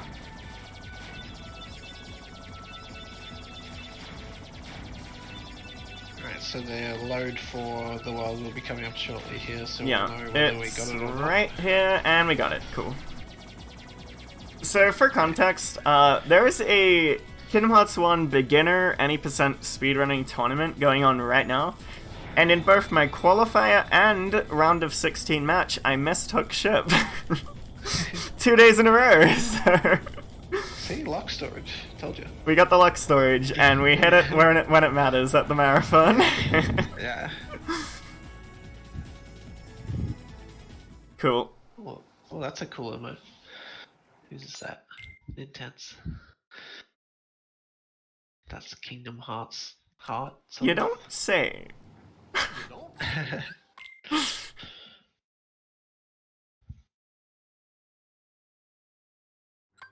Oh, whoops. Nice. Yeah, with running Kingdom Hearts games, I'm sure this is the same with just about any game with cutscene skips. You get to hear like the first couple of lines of a few, and they sort of like ingrain in your head. Yeah. And you say them all the time. Yeah, like, what is it, Tink? Yeah, some one's like, look at all those pretty colors from Olaf, and you can miss that one if you're quick enough. But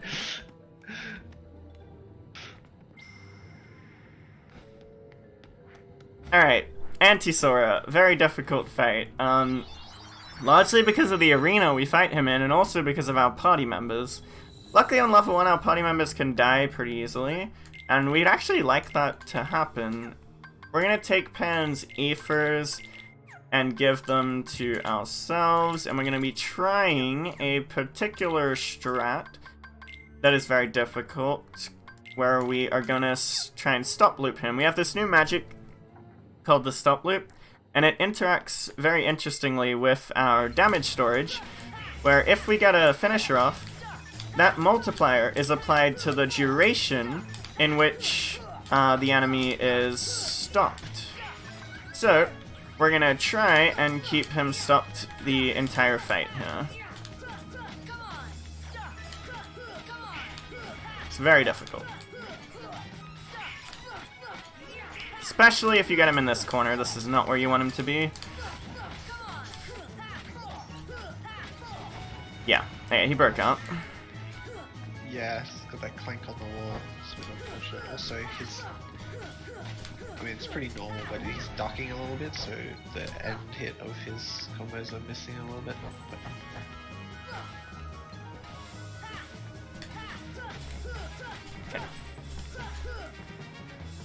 Oh, you can't even tell which one is the real one because... Yeah, no scan. Just kind of have to guess. Yeah. That's very mean, game. And still, we can't fully heal ourselves, so I'm gonna have to use a potion.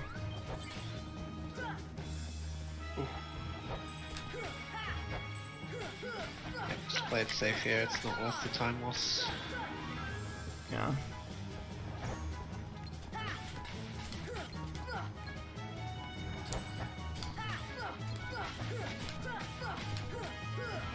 Okay, hopefully we have him in last phase now and we can just loop him. Okay, so now that we have him in the last phase, we can loop him hopefully for the remainder of the fight, where we're gonna try and time a hit off of his retaliation to keep staggering him.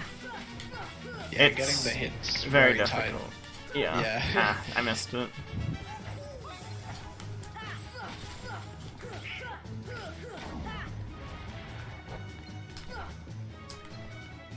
Ugh. This fight is so rough. Yeah. Like the hit's probably like less than a second timing. That's how tight it is. Yeah.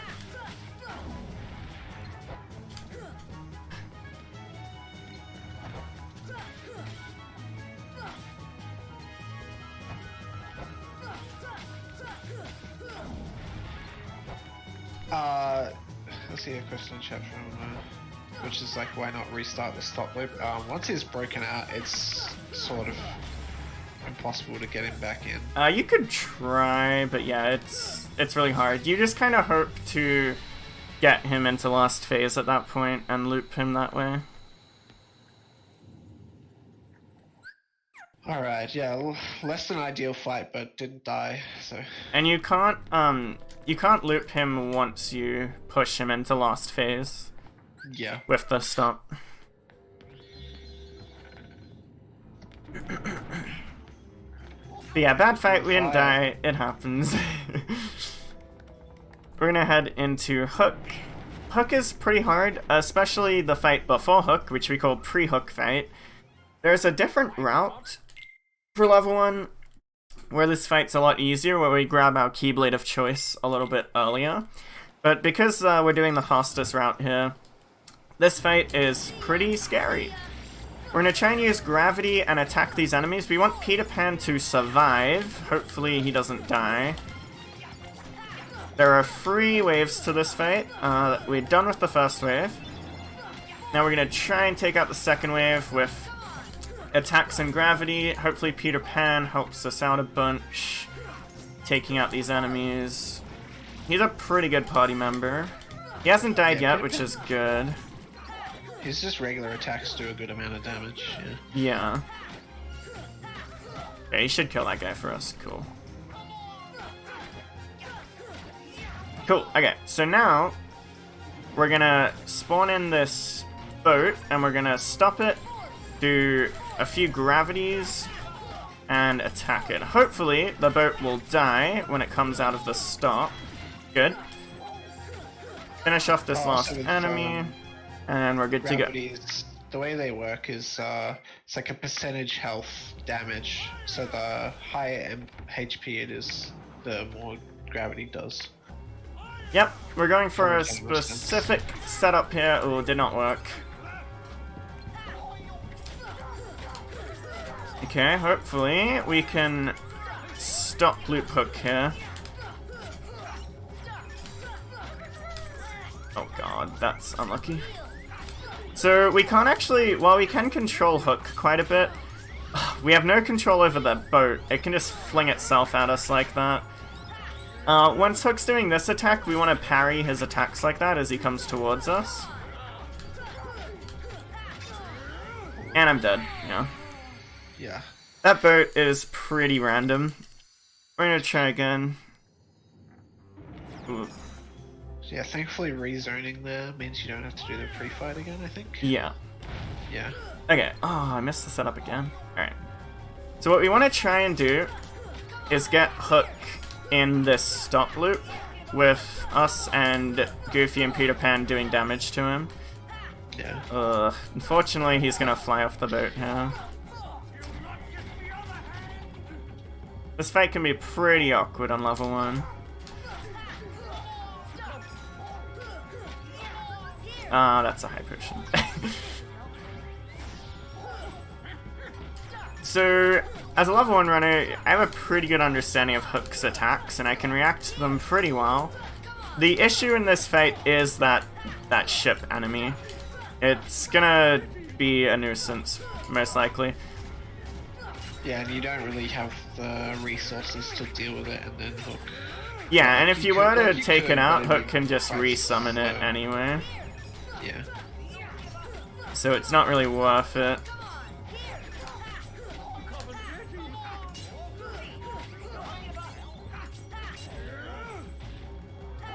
Oh god.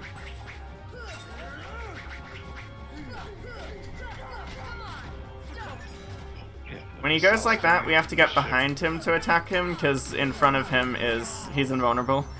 Alright, we're done. Hook down. Yeah. That ship was being quite unkind. Yeah.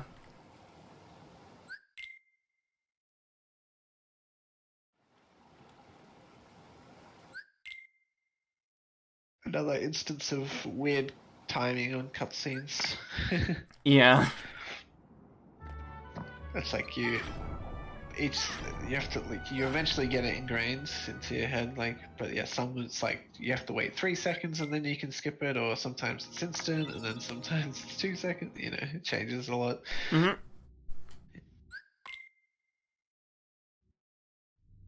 Alright, I imagine you probably, I imagine you still grab this, right? Yes, so we grab the Flagey here, so we can upgrade to the Brum version 3. Turbo Brum. Yeah. Not the final form of Brum yet. Yeah.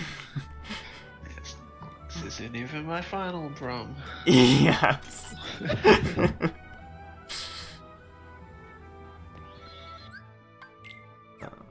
Right, so we're gonna put on Glide here and customize our stuff.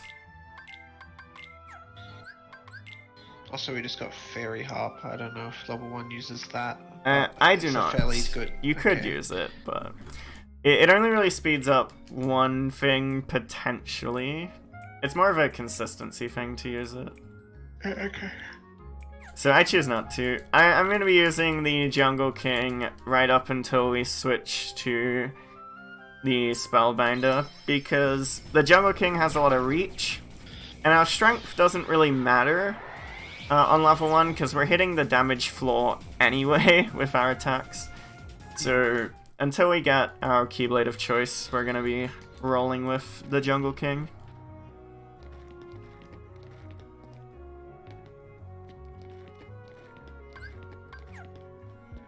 Alright, so right here we're going to be doing very specific movement to not spawn any enemies, hopefully. And swing up here, good. Hopefully, good. Okay, so we didn't spawn any enemies on the roof or anything, so now we're going to come over here and summon Simba. Take out all these enemies. Yeah, this game's a little bit of like the floor is lava. Don't touch the floor, because that's where the enemies are, sort of thing.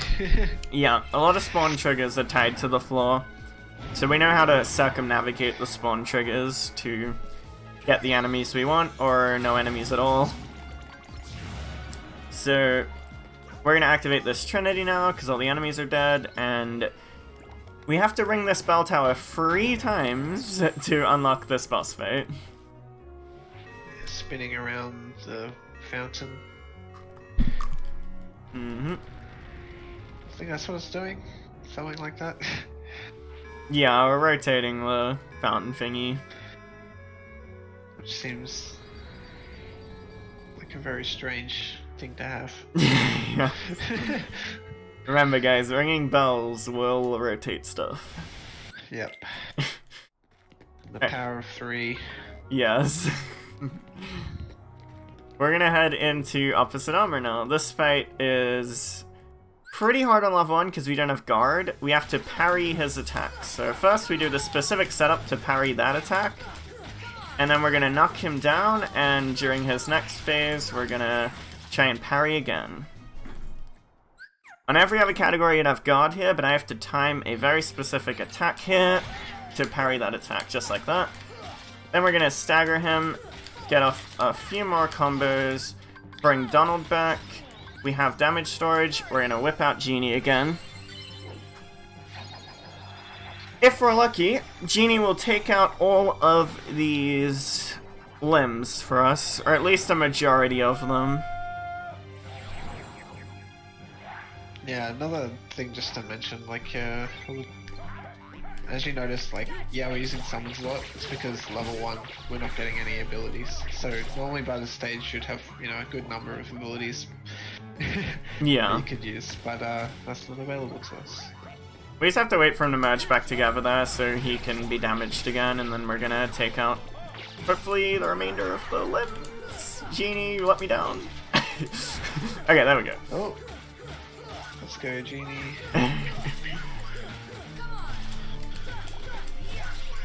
Now we're just gonna finish off the body, there we go. I believe Genie's voiced by the same person as Homer Simpson in this game. Yes, he is. That is Not a Robin Williams, unfortunately. true fact, yeah. Alright, now we have the last Navi G we need, so we're gonna give it to Sid. And we also have the last magic we need to have one of each magic, because we just got Error from Opposite Armor. So now we're gonna be able to get that Keyblade that we want. We're also gonna finally get Dumbo. We grabbed the Water Gleam a while ago. Yeah. And that's gonna set us up with our build heading into mid-game. Arrow, very good, by the way. Yeah, not on level 1, but... Oh, really? It's not useful? No, because we get 2-shot by everything anyway. It doesn't give you enough defense to make it a 3 or anything? No, it doesn't give enough defense. Oh, wow. Yeah. You won't see me around this category anytime soon. So yeah, Scary. after this we're going to be heading into my favorite part of the run, Hollow Bastion 1. This is a really, really fun world up next. A lot of really fun fights. Really difficult and really fun. Yeah. There's a lot of cool stuff to talk about too. We're going to get Dumbo right now. I might actually go for a quick restroom break before we get into that, if you don't mind. Yeah, man, go ahead. Alright, be right back. Alright, we got Dumbo, and we're gonna talk to Merlin. He's gonna be like, oh, your magic is great. Here, have the Spellbinder. And this is our Keyblade we're gonna be using. We're still not gonna put it on yet. We're gonna be saving that for a menu in a... Oh, wait, hang on. Menu in a bit. But we're gonna go fly to Hollow Bastion, so... If you have any donations or anything you'd like to plug, take it away, dude. No new donations at the minute. We still need that. We still want that glitch exhibition to happen. We still need that $380 for it. Also, the Hades Sharon Super Boss fight is sitting at only $45 left on that one. So that one's getting really close to be finishing. The other thing I'd like to plug is what we're doing here. We're Australian Speedruns. We do speedrun events to raise money for charity. For ASM 2021, we're raising money for Beyond Blue, a charity promoting good mental health through raising awareness and reducing the stigma around these issues. If you would like to donate, the link to do so is donate.ozspeedruns.com. That is donate.ozspeedruns.com. Alright, so that's how easy it is to die in gummy missions. Perfect, just wanted to show that off. We can get one shot during these.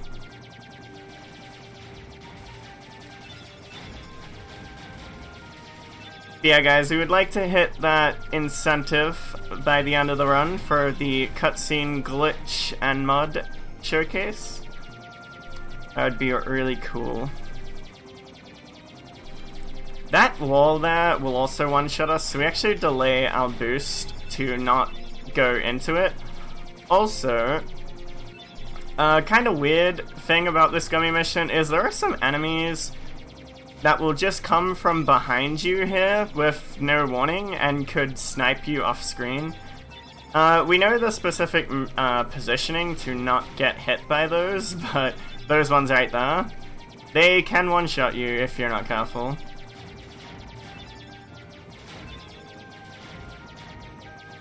And we are heading into my favorite part of the run, Hollow Bastion 1. We're going to be taking on a mini boss rush, a lot of really cool fights, and really cool movement. This is also just a really good world visually and aesthetically. Also, did you know you can freeze the bubbles? It's possible. They turn into platforms. But this is Hollow Bastion.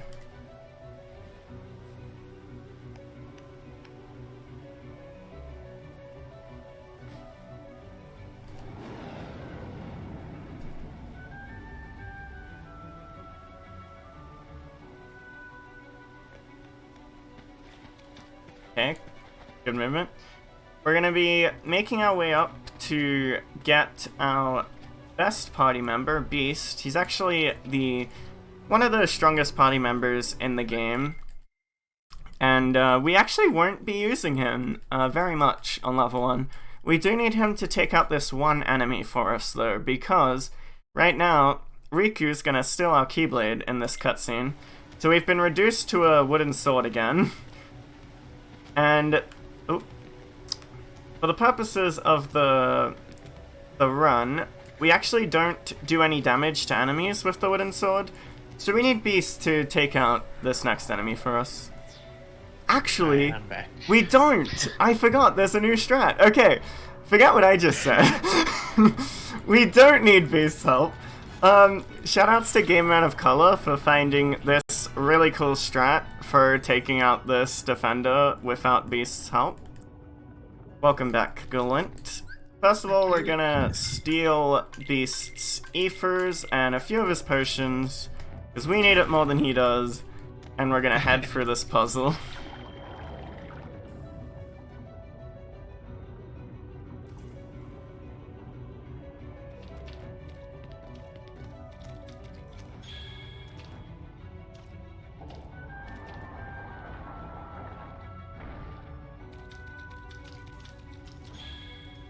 Fairly straightforward puzzle. Yeah. The buttons on the floor are switches for the doors. We're about 3 hours, no, more than that. That one's a little bit easier than this one, and this one's not particularly hard.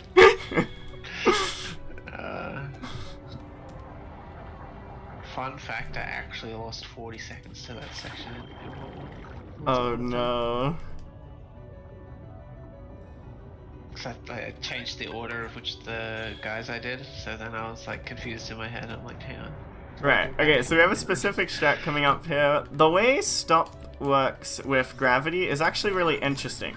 If we stop this enemy and do 2 gravities, each gravity is going to do 70% of the enemy's HP, which adds up to more than 100%. So coming out of the stop, both those gravities are going to hit him at the same time, and he just dies. Yeah, I'm not good at math, but 70 plus 70 seems like more than 100, I think. Yeah. So that strat was found by Game Man of Color, and it's a really cool new strat. Yeah, because Beast can... like, he's mostly consistent, but yeah. Yeah, Beast sometimes helps, but now we don't need his help, so Yeah. even better. Any variance you can take away from the run, you generally want to. Yeah. So we don't use Beast at all in the level 1 run. We don't need him. Yeah. He actually is pretty strong, though. He is very strong, yeah.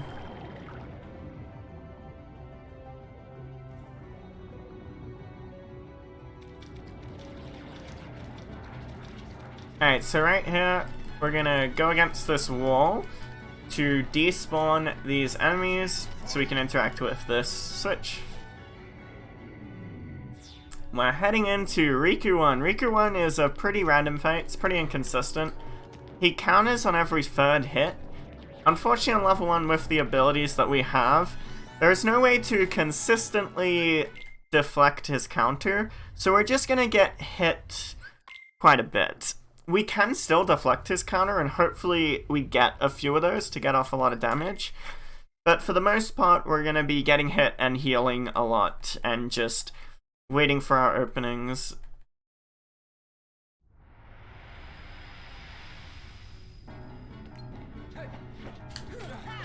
We're gonna bait him towards us and dodge his attacks to get our openings a lot. We're getting good parries here, which is good. Goofy helped out too. Wow, this is really Goofy good. Tornado, Wow. pretty good. Wait, does Goofy have tornado? He does not. Okay. Yeah. That's what you'd normally be looking for in this beginner. Wow, that was really lucky. Oof, yeah, wow. Wow, we're getting a lot of deflections. Yeah, this is up there in one of the, probably the most random fights in the whole run. Yeah. It's super random.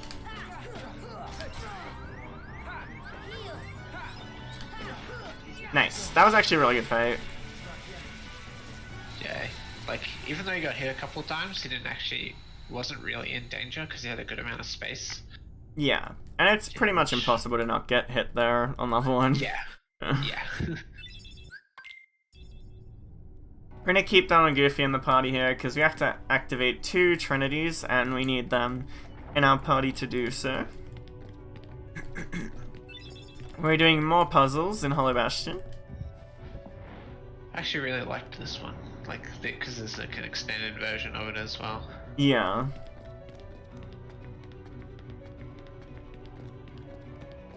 Some of the charm of KH1 that's sort of lost in some of the later games. Yeah.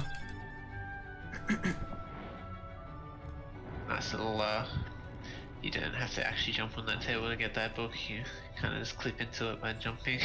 Yeah. Little time saves everywhere. Big red button, better push it.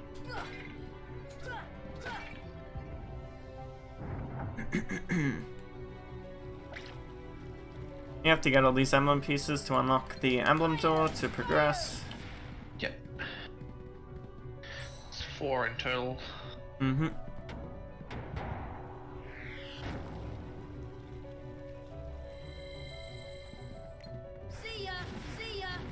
What's this, blind glide or whatever it's called? That's another. You probably might do that, but. Are you referring to the Tony Hawk?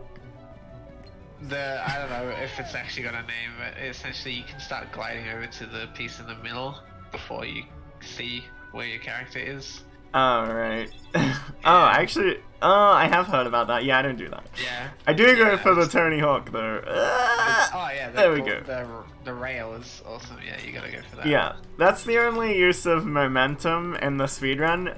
We slide along that rail there to build up momentum and then jump our way over to the chest. Basically, Sora's a pro skater even before Kingdom Hearts 2. Yeah. Kingdom Hearts has a really weird sense of gravity. Mm. Not the spell gravity. Yeah.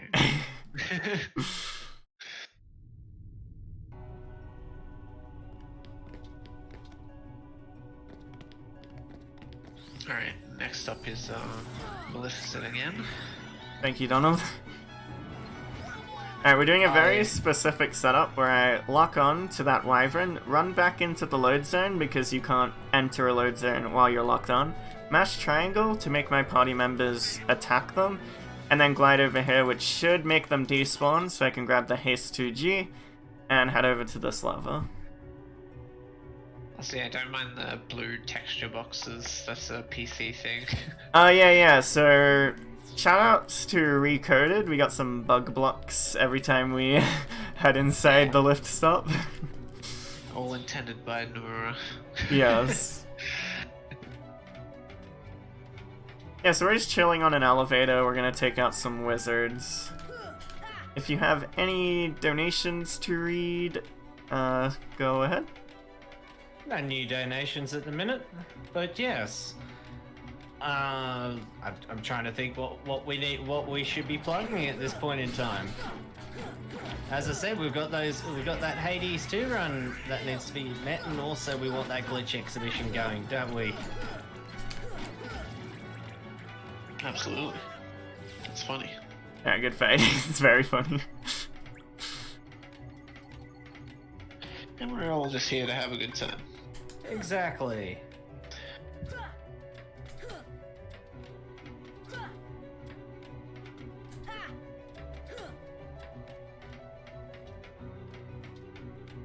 Yeah, this is just a small auto-scroller section. Kinda just have to wait. Yeah. So, this is the best trinity in the game. We're gonna get a Mega Elixir and 2 cottages, which is 3 items that fully restore our party's HP and MP, so they're really good.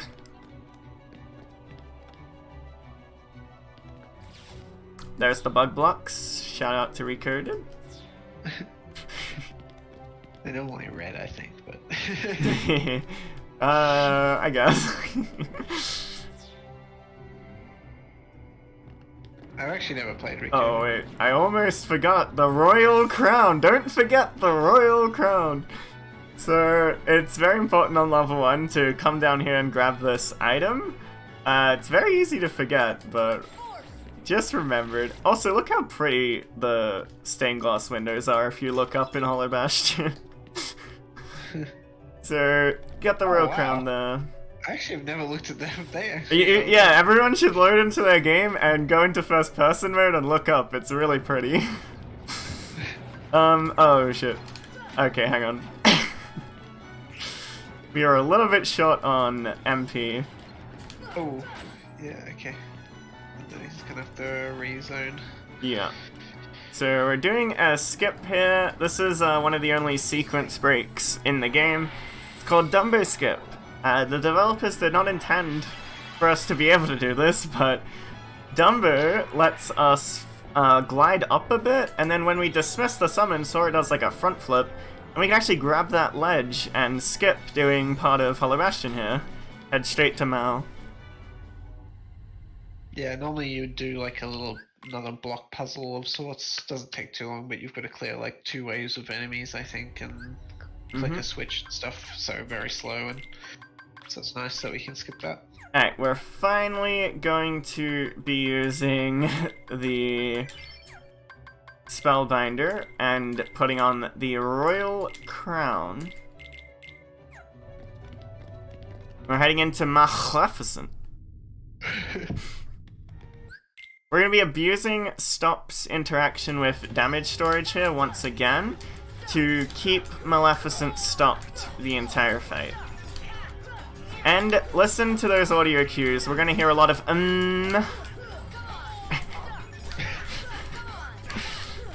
Look at that MP, by the way. Yeah, we now have a lot of MP. More than you would on beginner, actually. I think you only have 60. Oh, actually, okay, the fight messed up. Hopefully, we can get these defenders off of the platform. Okay, one of them fell off. That's kinda good. This might work, maybe.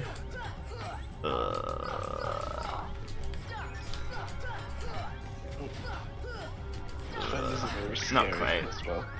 Okay, I have to use a backup Ether here. What is she doing?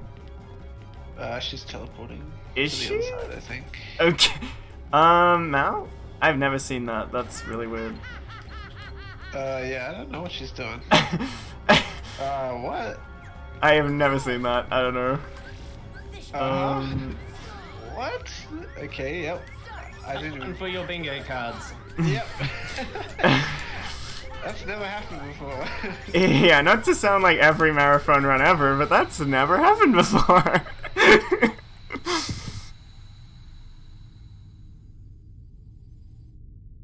Okay, yeah. Cleaned it up, didn't die. Yeah. Alright, heading into another pretty difficult fight. I'm gonna need to focus for this because there's a very specific thing I have to do. Where I have to let her out of the stop loop for a second and get her back into it. So yeah, take it away, Glenn. I'm gonna be doing damage storage stop loop here.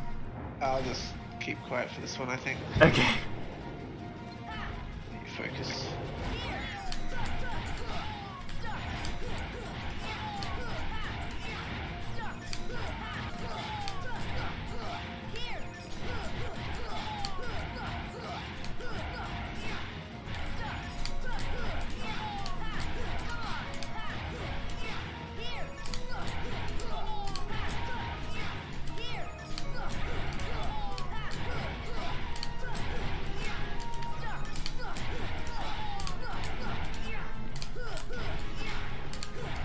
Ugh.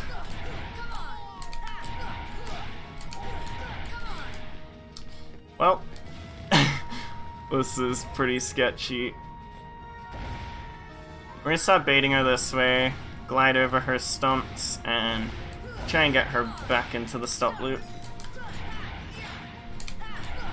She should be really close to death.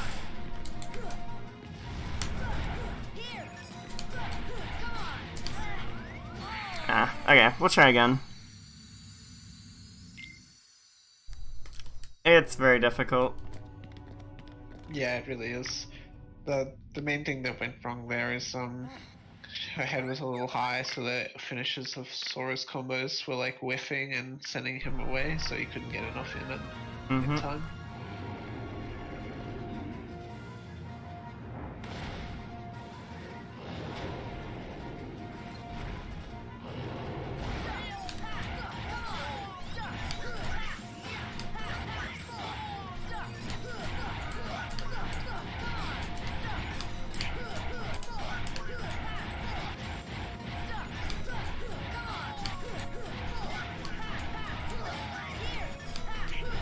Yeah, perfect. We got it now.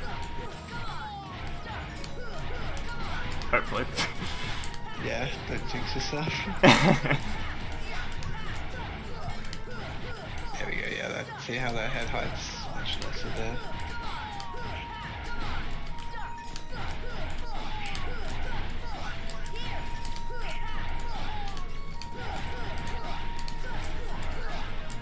She's dead. Cool.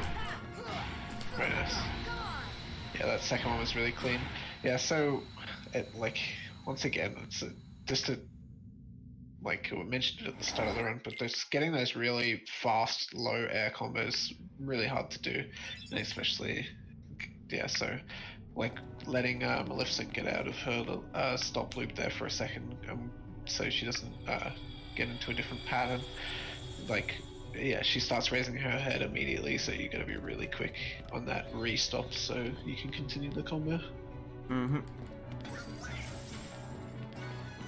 Alright, and the boss rush is not over, we have a third one. Yeah, Heading into Riku 2. Yeah. This is why Holy Bastion 1 is really cool. Mm-hmm. Much better than 2. Yeah. This time, once we push him to his second phase, we can consistently loop him into his retaliation. So hopefully Another our timing first thing phase as well. goes well. But yeah, it's a very tight timing. If he ever breaks out in second phase, he'll probably use his DM, his desperation move, where he starts flying around and becomes invulnerable. Which is pretty scary, so hopefully we can avoid seeing that if I do everything perfect. Alright, now he's in second phase, I gotta try and get an opening. Ooh. I'd like to see him do a sidestep. There we go.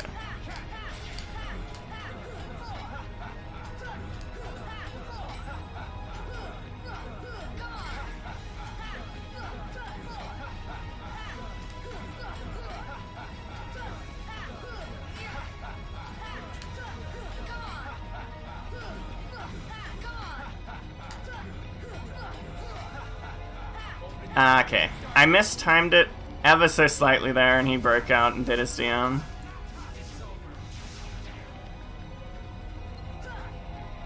Yeah, shows you how tight that timing is. I think you were telling earlier, I actually couldn't tell there. I don't know. I thought I was good. Yeah. It's very tight. Oh, I got him Yeah. out again. that time it was early.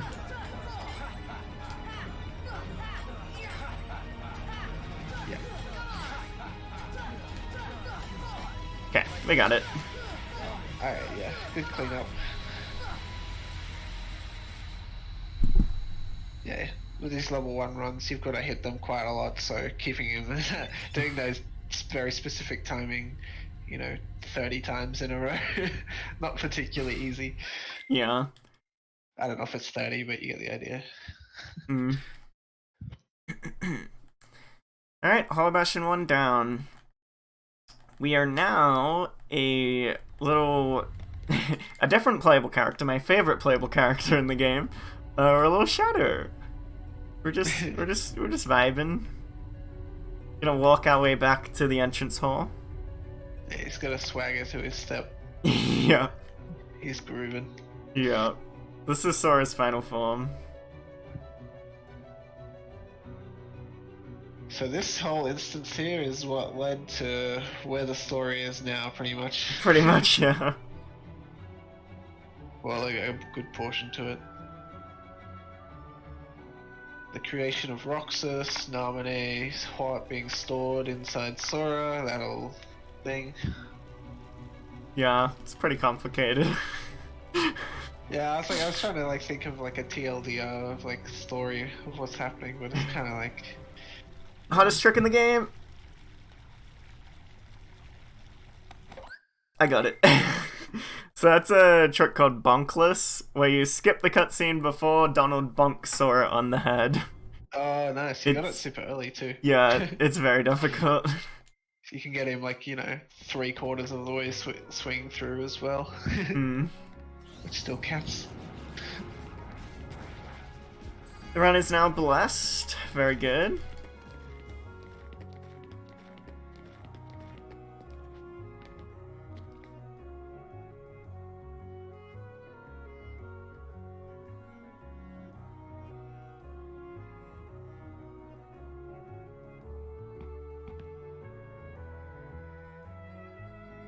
Yeah, so we have some more fetch questing we have to do, and then we're heading into Hollow Bastion 2.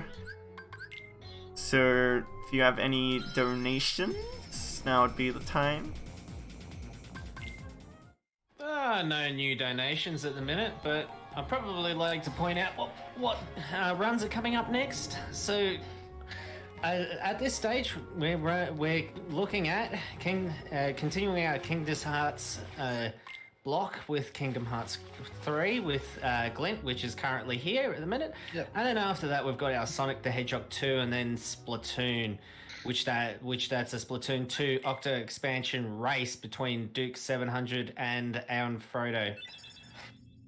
Nice. So, also as usual, we'll keep plugging the Glitch exhibition. Hopefully it gets met.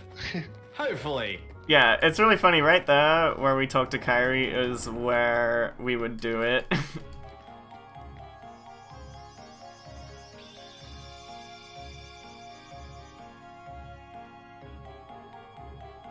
Alright, we're getting Mushu now. Mushu on level 1 is very powerful.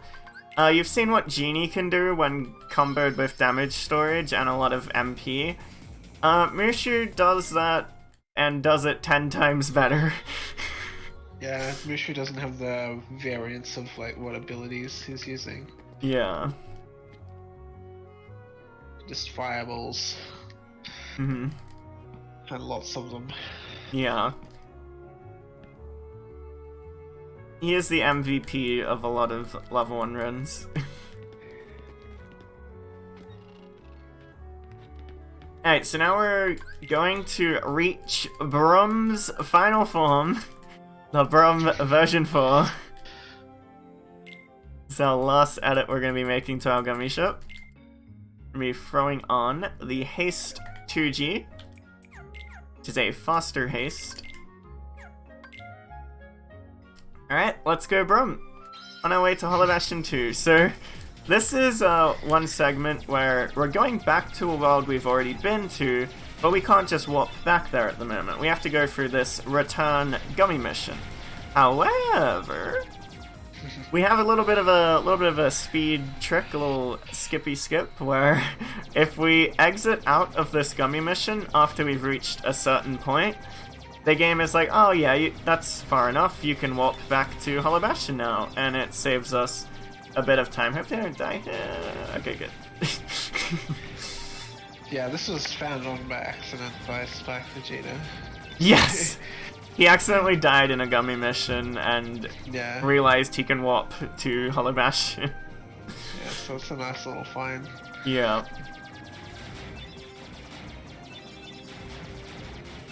Suffering from success. Mhm.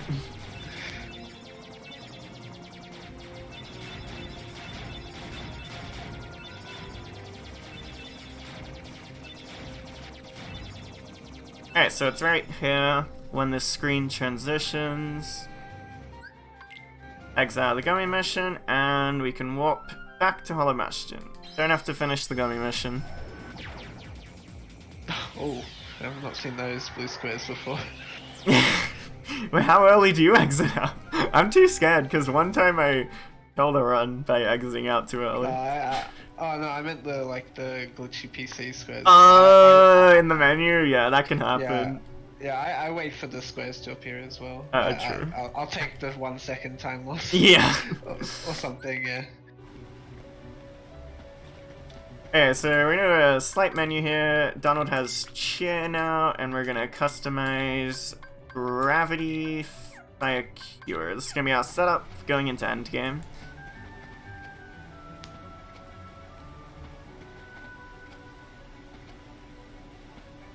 Oh, also, I need to grab this elixir. Cure Oh, on Mega Elixir. triangle. Gross. What? Where do you put cure? No, nowhere. But Right, because you run beginner. Wait, you need a Yeah. cure in beginner. What? yeah, you just hard menu it. What? You only use it like twice, so. And it's only to run out your MP. Wait. Oh, I messed up. Wait, don't you use cure to iframe through attacks on beginner? No. Yeah, you do. No? In Kingdom Hearts 1. Oh, in one, yeah. Yeah. Right. I accidentally Yeah, summoned the wrong definitely- thing. I definitely use it in Kingdom Hearts 1. Okay. Actually, it's a good spell in KH1. It doesn't use all your MP like it does in the other games. Mhm. So Oh, that's not good. this is Dumbo Skip 2. This is the hardest of all the Dumbo Skips. We want to get up here, grab this ledge, and glide over to this lava. Yeah, those wizards were being a bit mean, unfortunately. Yeah, well, I accidentally summoned Rishu. But yeah, alright, we good now.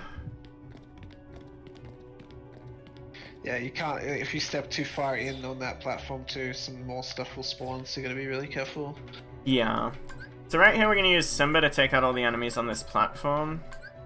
I'm just going to quickly menu an Ether because I need MP to summon Dumbo after this.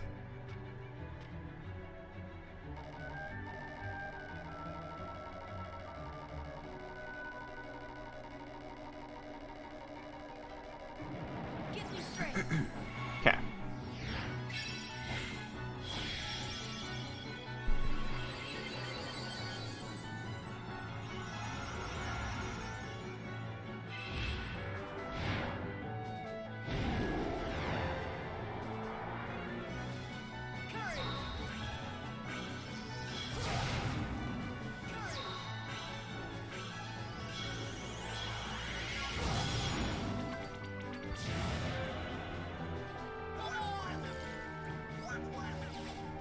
Thankfully, Simba stuns all the enemies as well, so you don't really have to worry about being hit there, which is nice. Mm-hmm.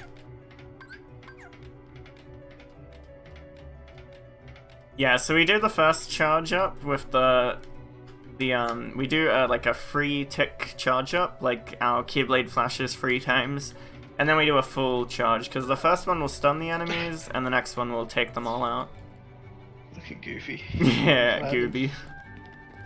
He's a good dugger. Yeah, he's very useful for the run on that matter. Yes. We're actually going to be relying on Goofy quite a lot to use items on us a bit later, because we only have 3 item slots on level 1, so that's not enough. We need our party members to help out a little bit.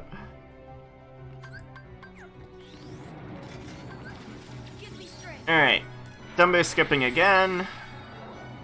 This last one of the run. Yep. And then we're heading into Behemoth 1.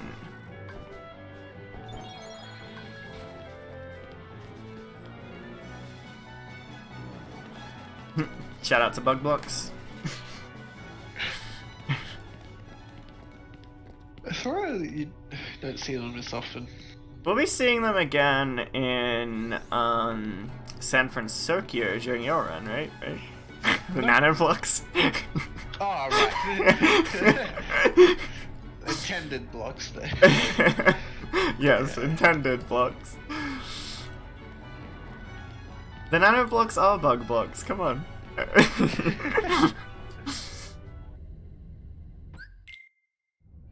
Alright, so here I'm gonna summon Genie to get invincibility frames through that charge attack Behemoth did, and specifically when Behemoth opens with that charge attack, he's gonna keep his head pretty low to the ground, which lets us jump up and do a full combo real quick to get our damage storage. And if I timed everything right, we're good. Alright, hopefully, Genie will take out this Behemoth. It's very hard for him to do so. We really need him to put in work and pick the correct attacks. We want to see those blue orbs. Quite a few blue orbs. They do the most damage. Okay, really, Genie's doing really good. If he doesn't kill here, he's gonna get really close to killing. Okay, he didn't kill, but he's probably really close. Yeah, he did like maybe 1 or 2 wrong things there. That was really good. Yeah. Oh god. And the thing with the graphics Xerox is it's just a oversight with the PC port. Yeah. Thankfully it doesn't affect the game in any negative way other than looking a bit weird. Nice. Alright, Behemoth down. Oh, nice dodge roll through that ball. Okay, so this coming up here is an unskippable cutscene that cannot be skipped because there's an unskippable cutscene that cannot be skipped because it is unskippable. So yeah. There used to be 2 on the run, now we've just got this one. Yeah. Which was the opening one, and this one. I'm actually going to use it as a bathroom break. Feel free to plug whatever you want while we watch this incredible cutscene that's very important to the story. Rightio. So, with that being said, I'll start with the usual spiel. So, we're Australian Speedruns. We do speedrun events to raise money for charity. For ASM 2021, we're raising money for Beyond Blue, a charity promoting good mental health through raising the awareness and reducing the stigma around these issues. If you would like to donate, the link to do so is donate.ozspeedruns.com. That is donate.ozspeedruns.com. We also have a few incentives coming up. We want to try and get that glitch exhibition by the end of this run. We're well and truly, we're nowhere near the goal amount at the minute. We still need $380 for that one. Oh no, and we're running out of time too. Yes, we are running out of time for that one. Also, another few incentives on the go is also the Legend of Zelda Ocarina of Time file name, which that's currently sitting at Melbourne with $60. And also, Hades is very close to being finished. Only $45 left on that one. So yeah, please donate for some incentives. And just a quick word about the incentives. Please make sure you put your incentive in the donation message so that we can properly assign it. Yeah, put it towards something if you're not sure what to put it towards. If you don't know what to put it towards, you're more than welcome to say runner's choice. Yeah. Because I'm sure there's plenty of good other incentives past our runs as well. Well, I don't have any incentives for my run, but I was thinking about learning Yazora, but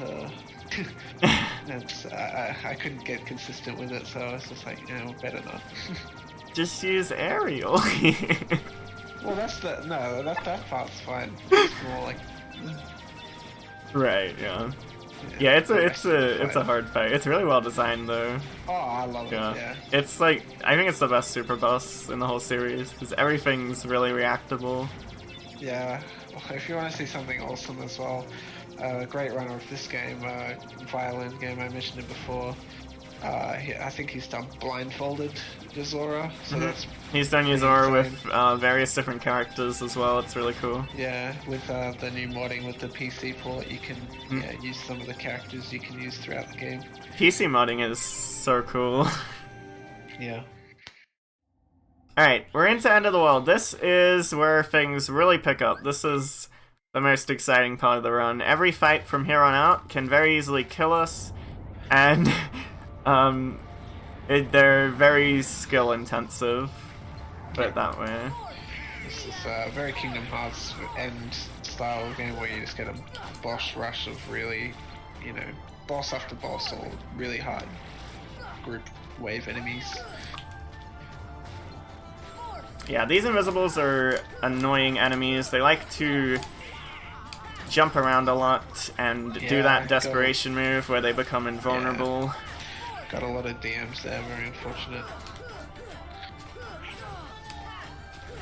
Yeah.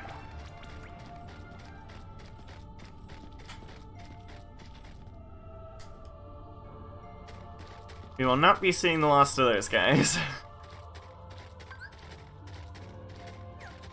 This next fight is going to introduce us to Angel Stars, which are also very scary enemies. They can multiply, which is the worst part about them.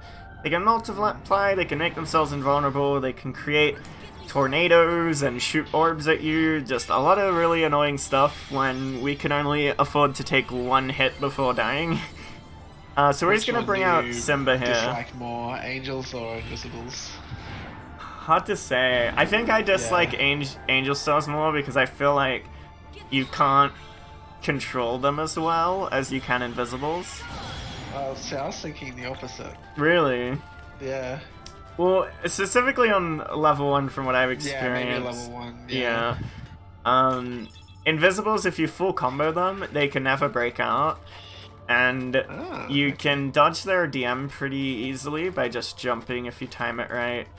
And you can kind of manipulate by making them attack into you a lot of the time and dodging and getting openings. Angel Stars, there's not really a whole lot you can do to control them. They just kind of do what they want. And I really like having control in a lot of these fights. It makes sense. Yeah. My experience with them is maybe not that great at KH1 in general, but I feel like it felt random whenever the Invisibles would go into their DM, but with Angel Stars, like you knew if you had them at low health, they were likely to, something like that. Right, yeah. Invisibles can DM from full HP, which is annoying. Yeah. Yeah. But running it off level 1, you kind of become an invisible whisperer.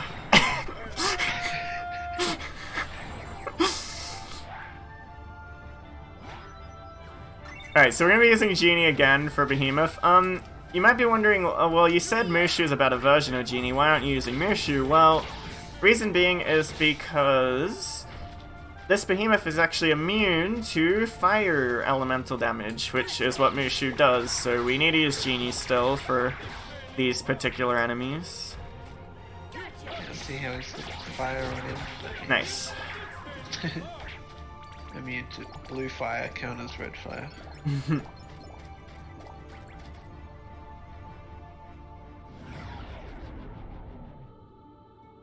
No Amiga outs. Probably can't equip it, but... Yeah, it wouldn't make a difference. There's a 1% drop where he can drop Omega Arts, which is a very strong accessory normally. But because on level 1 we're hitting the damage floor, we can't get our strength high enough for it to increase our damage, so it wouldn't matter.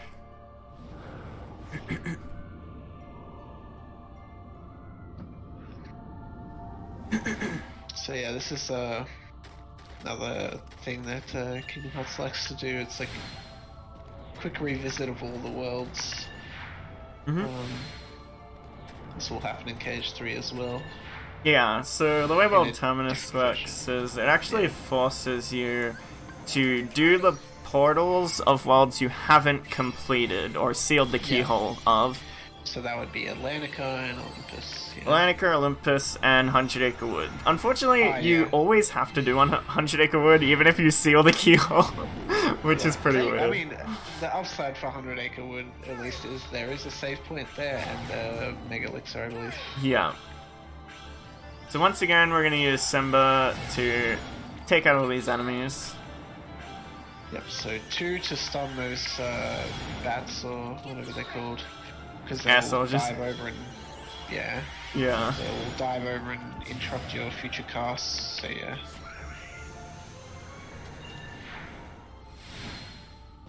This is nice, and then... Yep. Don't have any Simba, very ethers good. for Atlantica Portal, unfortunately, so I'm gonna have to resort to having to do physical attacks.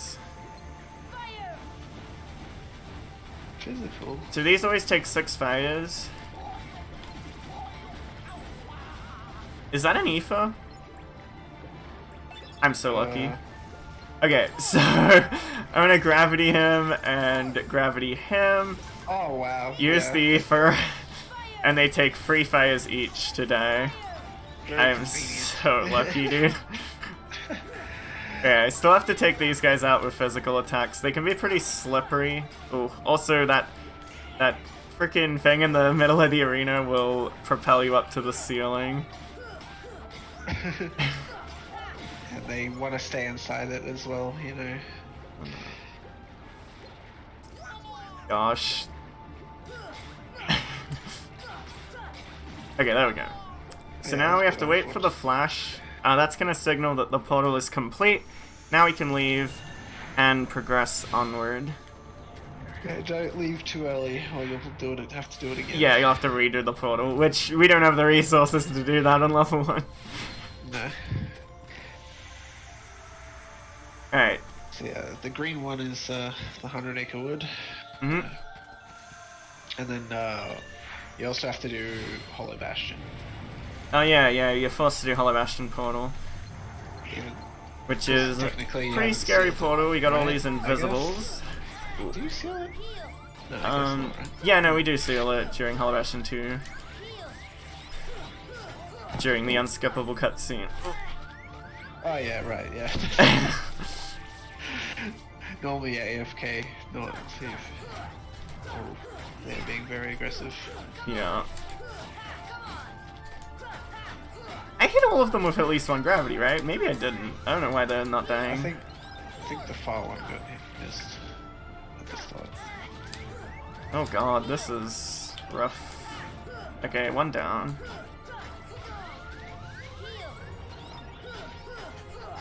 Yeah, dealing with 3 at the same time is not easy either. Yeah. Yeah. Okay, we got through it. Oh. Yeah, Ace has been playing really well for the most part. A lot of really good reactions and adjustments.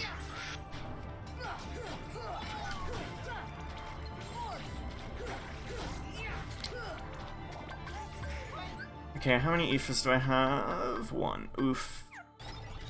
I'm gonna have to do something really weird, because our item management has been pretty bad. I have to go touch the save point.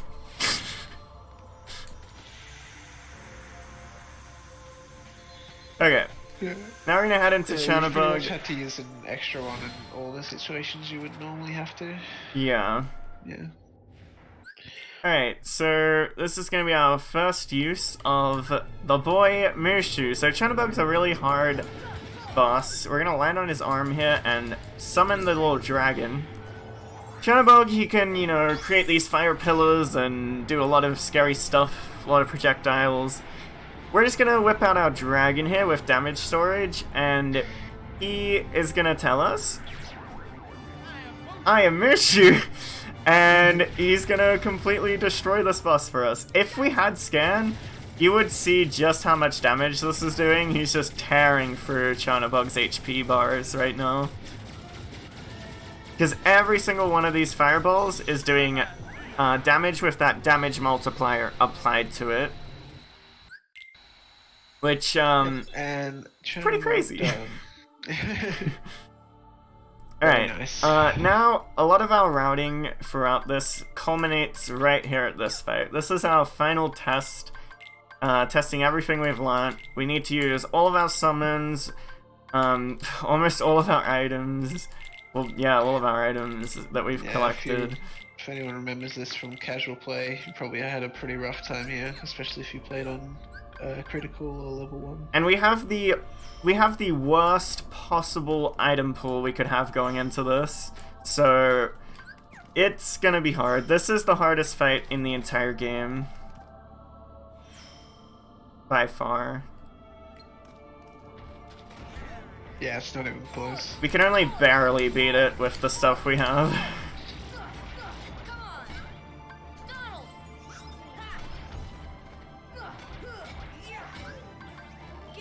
Okay. Bring out Genie here. Genie is gonna take out this behemoth.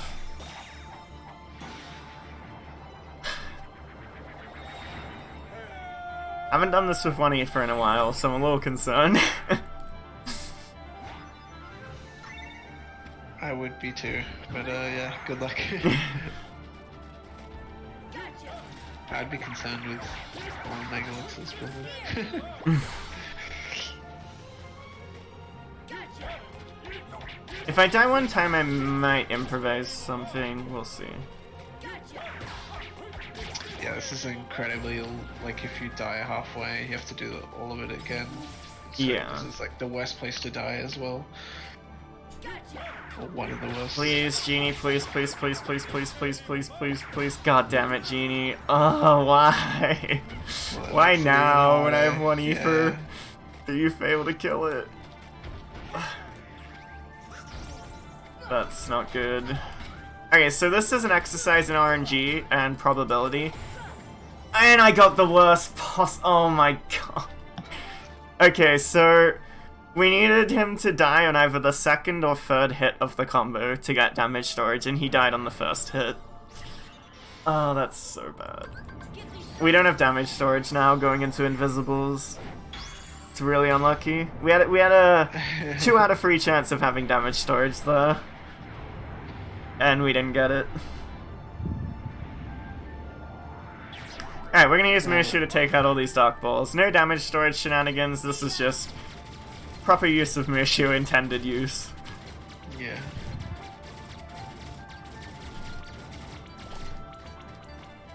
He still takes them out pretty quick. This is gonna be really hard. Yeah.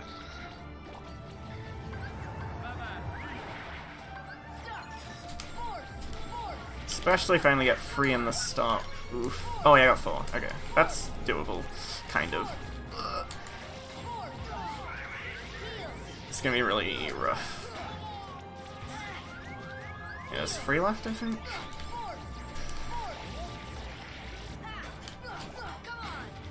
Two left. Just play it like super safe. Yeah. So to dodge these, oof. To dodge these DMs, you just wait for it to go like that and jump.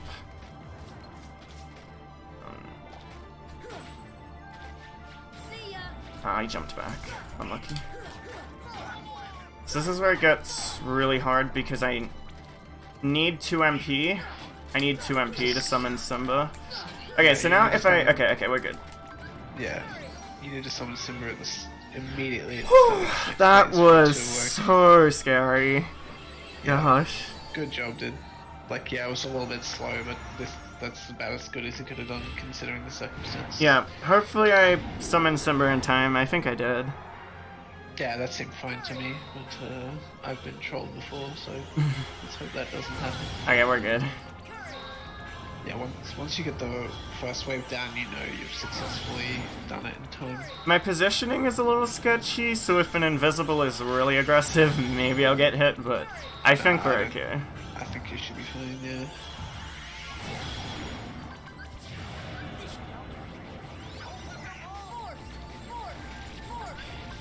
Okay, we're gonna do 3 gravities on that invisible and quickly get out Dumbo before anyone dies. And we have to fight out this last wave. Dumbo is hopefully going to take out these Dark Balls for us. We really need him to hit multiple of them at once for that to work. So we've grouped 2 up here, which is good. Looks like we took them out. Now we have one grouped up. We have one here. I'd like to group them up. Okay, there was one. Ugh, this little... Hopefully we can kill this Dark Ball in time. Okay, good. Alright, so now we're going to come out here. We're going to stop this Angel Star. Do 2 gravities, 2 full combos to kill it. I'm going to do a 3rd gravity because I'm scared. And now we're going to finish off this invisible. This last invisible can still kill us. Okay, we did it. First try. Nice. That is by far the hardest fight in the game. Good so stuff, many dude. enemies. That was like, Yeah. getting through all that with the items and stuff he had, it was like... Yeah. That fight is barely possible with all the resources we have. We have to use pretty much every summon, every item. We needed, I don't know if you guys noticed, but we needed Goofy to throw 3 Mega Ethers at us throughout that. Because we don't have enough items ourselves. It's so bad. I briefly mentioned it before, but yeah, say if he died on that last invisible, that would have been, you know, a 10-ish minute time loss. You know? Yeah, I would have had to redo from the start of that at the Behemoth. Behemoth, yeah. So it's incredibly good that he got that. Yeah, it can easily happen. It's terrifying. Alright. And now we're onto the Ansem chain. Yeah, this is Ansem 1. Actually easier on level 1 than really any other category, because we're just going to use Mushu to take this guy out. Yeah. Similar to Chernobog here, where you kind of go, hey, Mushu. Good. Yeah, so Mushu is pretty powerful. Unfortunately, they do take away our party members after this, so we're not going to be able to abuse Mushu for the upcoming fights after this one. Okay. Yeah, you need 2 MP and your party members to be alive to use summons, just as a... Yeah, for Mushu it's free MP, same with Dumbo. Oh, okay, yeah. He's throwing his Destructo Discs. Yeah, we got it. Yeah, there we go. I am Mushu. Okay. How do you do those jumps? So does that just help the attack RNG? I don't know. I just kind of do it. Yeah. Okay, so we're putting out these items on our party members because we really need them to use those items in very specific times. We put 1 Mega Elixir on Goofy, 1 on Donald, 4 on Goofy, and 3 elixirs on ourselves. Now we're heading into Darkside 1. For Darkside 1, we want to build up a lot of MP by attacking his head. And then do something you'll probably see a lot in Glint's run. We're gonna spam some fire. It's true, you will see a good amount of fire in my run as well. Yeah. Mushu got it from Sora instead. And every single one of these fires is hitting with that damage multiplier from damage storage. We're gonna combo this hand once he brings it down like that. And then I'm going to try and get up and combo his head just because it's a little bit more consistent sometimes. We don't want these orbs to drop on top of our head. Ooh. Hey, he's almost dead. I'm going to switch to firing. There we go. Alright, now time for Ansem 2. I really need to focus, so I'm going to be quiet. I need to count hits in my head because I can't see his HP bar, and I have to react to all of his attacks and whatnot. Yep. I'll explain what he's trying to do after.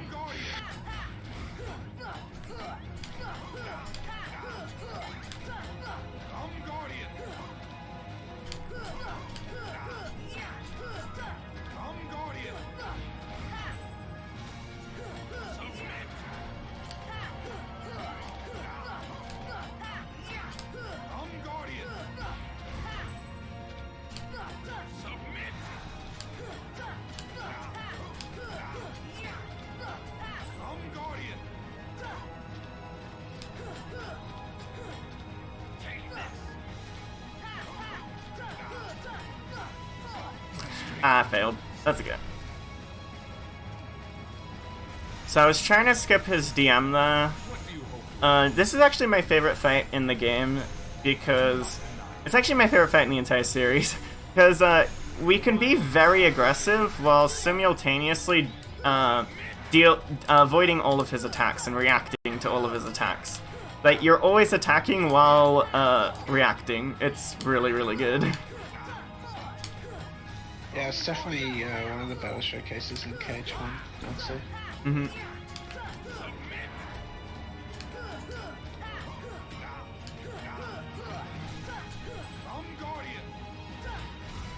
Yeah, sorry, we can wait till you finish, I guess. Yeah. Because he hurts a lot, by the way. I mean, yeah, 2 hits from anything still, but yeah. Yeah.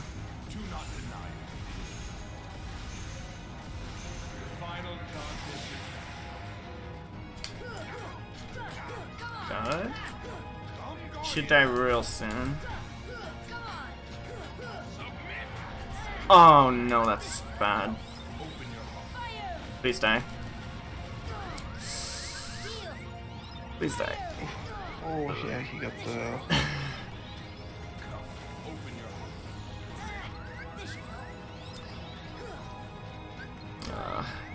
Yeah, so he got a bit unlucky there with his dodge time rolling. Dodge roll timing, really.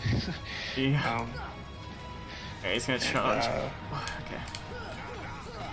So one thing about level 1 too is that we don't actually have God, so we have to anticipate and parry his charge attack. Yeah, which is a lot tighter. Hmm.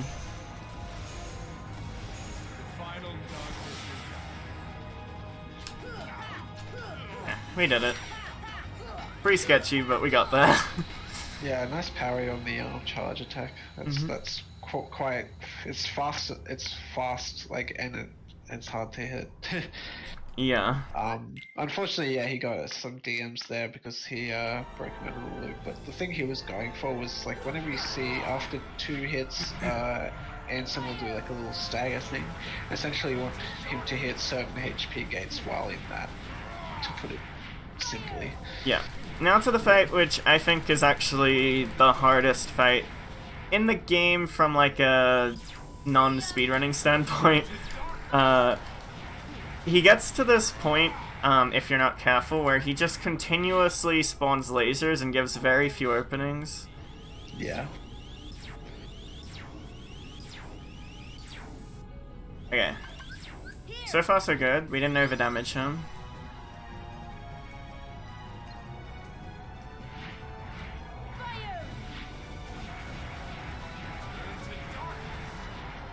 And even those lasers 2-hit death, same as everything else. Mm-hmm.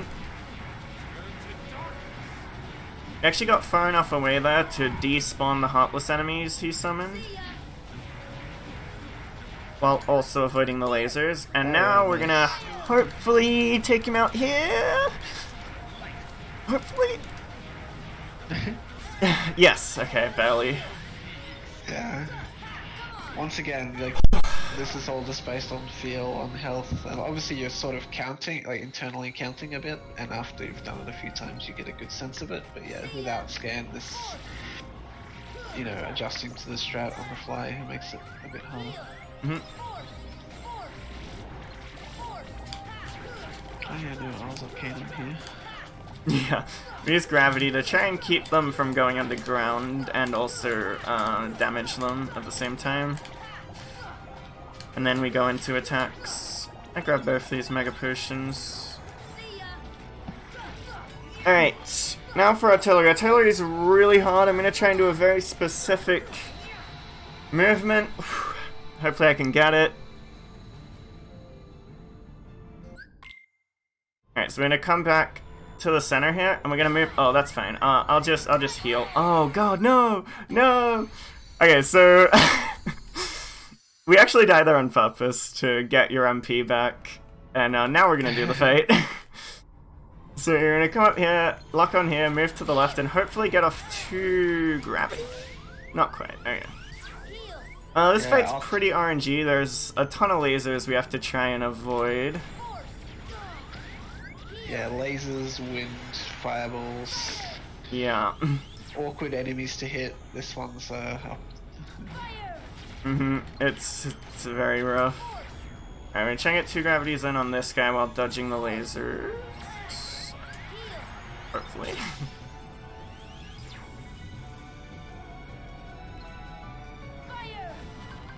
Oh, whoops. Use our last elixir here. Now we're completely dependent on our party members to heal us.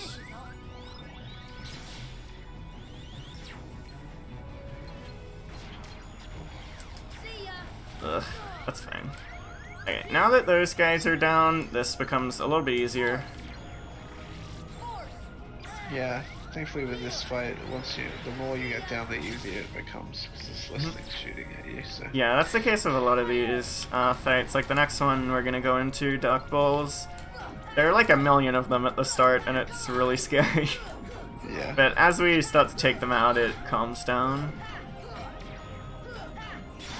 Yeah, I thought that might hit. That's fine.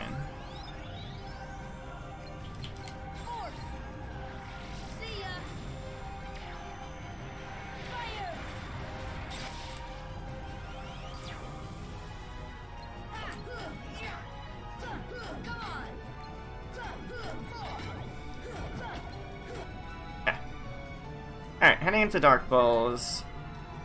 We want Goofy to use 1 Mega Elixir during this fight. I'm going to open by locking on and doing some gravities. Hopefully catching a lot of them in a group. Yeah, a fair few.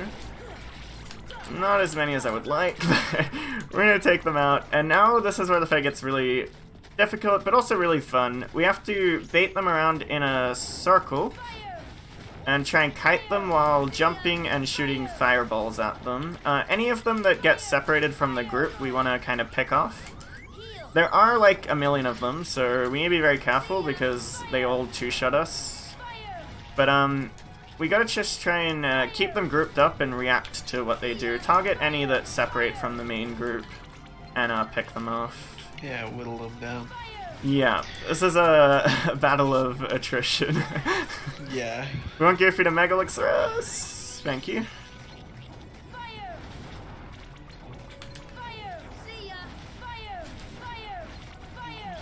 Okay, thank you, Goofy. Yeah, this is starting to get pretty safe. There's only about 7 left or something.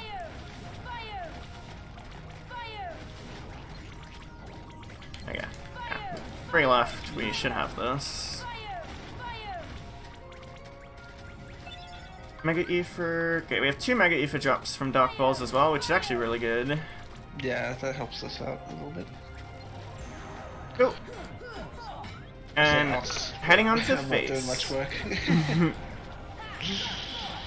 So the best thing Goofy can do for us at the start of this fight is die. So we're gonna try and make him die because we don't want him to use his items prematurely. He still has 2 Mega Elixirs for us.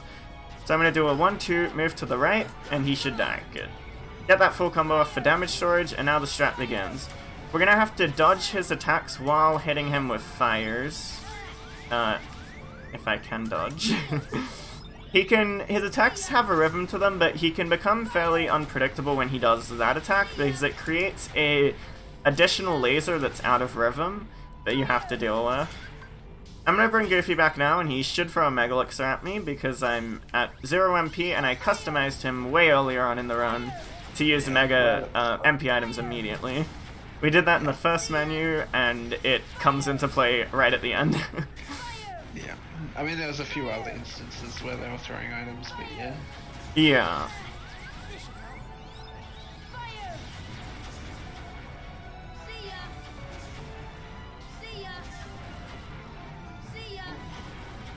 You don't have Leaf Bracelet either, yeah. Jesus. Yeah, I just have to keep dodging the attacks. Yeah. Well, I was just thinking, like, even after the laser.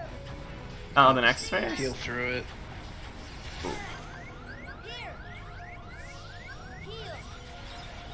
Alright, now we've got him in the last phase. This phase is actually not too bad because he's gonna be doing this kind of big flash attack thing that we can easily deal with.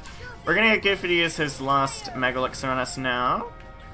Now we're completely relying on Donald. He has the last Mega Elixir in his inventory. We're gonna need him to use on us after this fight.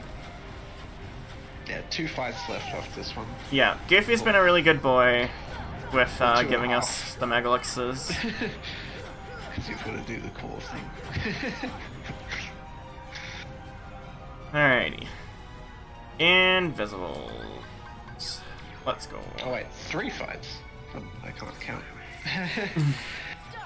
Okay, so we might die here. Yeah, okay, that's fine. If you die, they start coming at you much more aggressively, but I'm pretty good at handling it. You want to menu that stop out, get damage storage, and then throw out a second stop. Hopefully kill them all with gravities now. One of them broke out or didn't get caught in it and DM'd, which is unfortunate. I just jumped to dodge that. Hopefully take them all out now. And then right when Donald comes back alive, he should use his last Megalux on us, giving us the resources we need going into these last fights.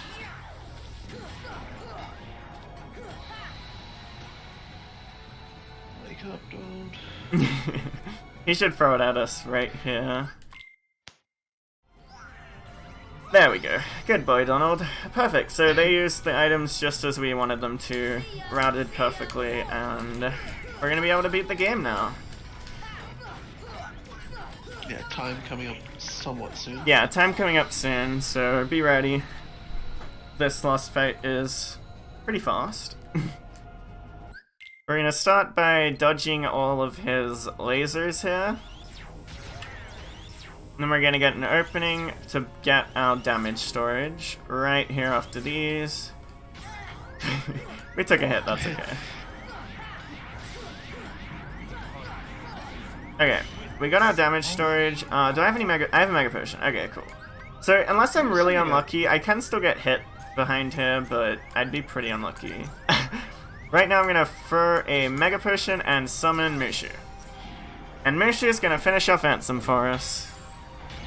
You know what I found just noticed then? The lasers from this fight are actually very similar to the Azora lasers.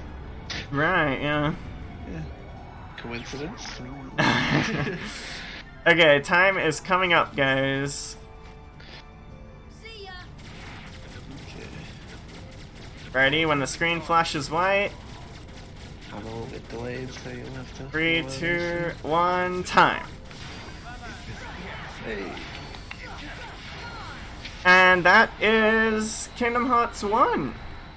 Level 1 Proud Mode, any percent. Hope you guys enjoyed it. Did we hit the incentive? Unfortunately, we did not. Oh, good. Hey. I'll be staying on commentary. We're gonna do Glint's run in our little KH block here. We're gonna go over to KH3. Yeah, skipping 2. What time do we get, by the way? Can I ask? 2:49:36. Oh, pretty good. Pretty Yeah, underestimate. it's a Yeah. pretty good time, yeah. Nice. Okay, so if we're underestimate, fine. do I have a little bit of time to shout out some people and stuff? Yes. That's not up to me. I believe so. Okay, cool. So, the Kingdom Hearts 1 community has been really reinvigorated by the release to PC. So, there's a Kingdom Hearts 1 beginner any percent speedrunning tournament going on right now. I'm streaming it on my channel.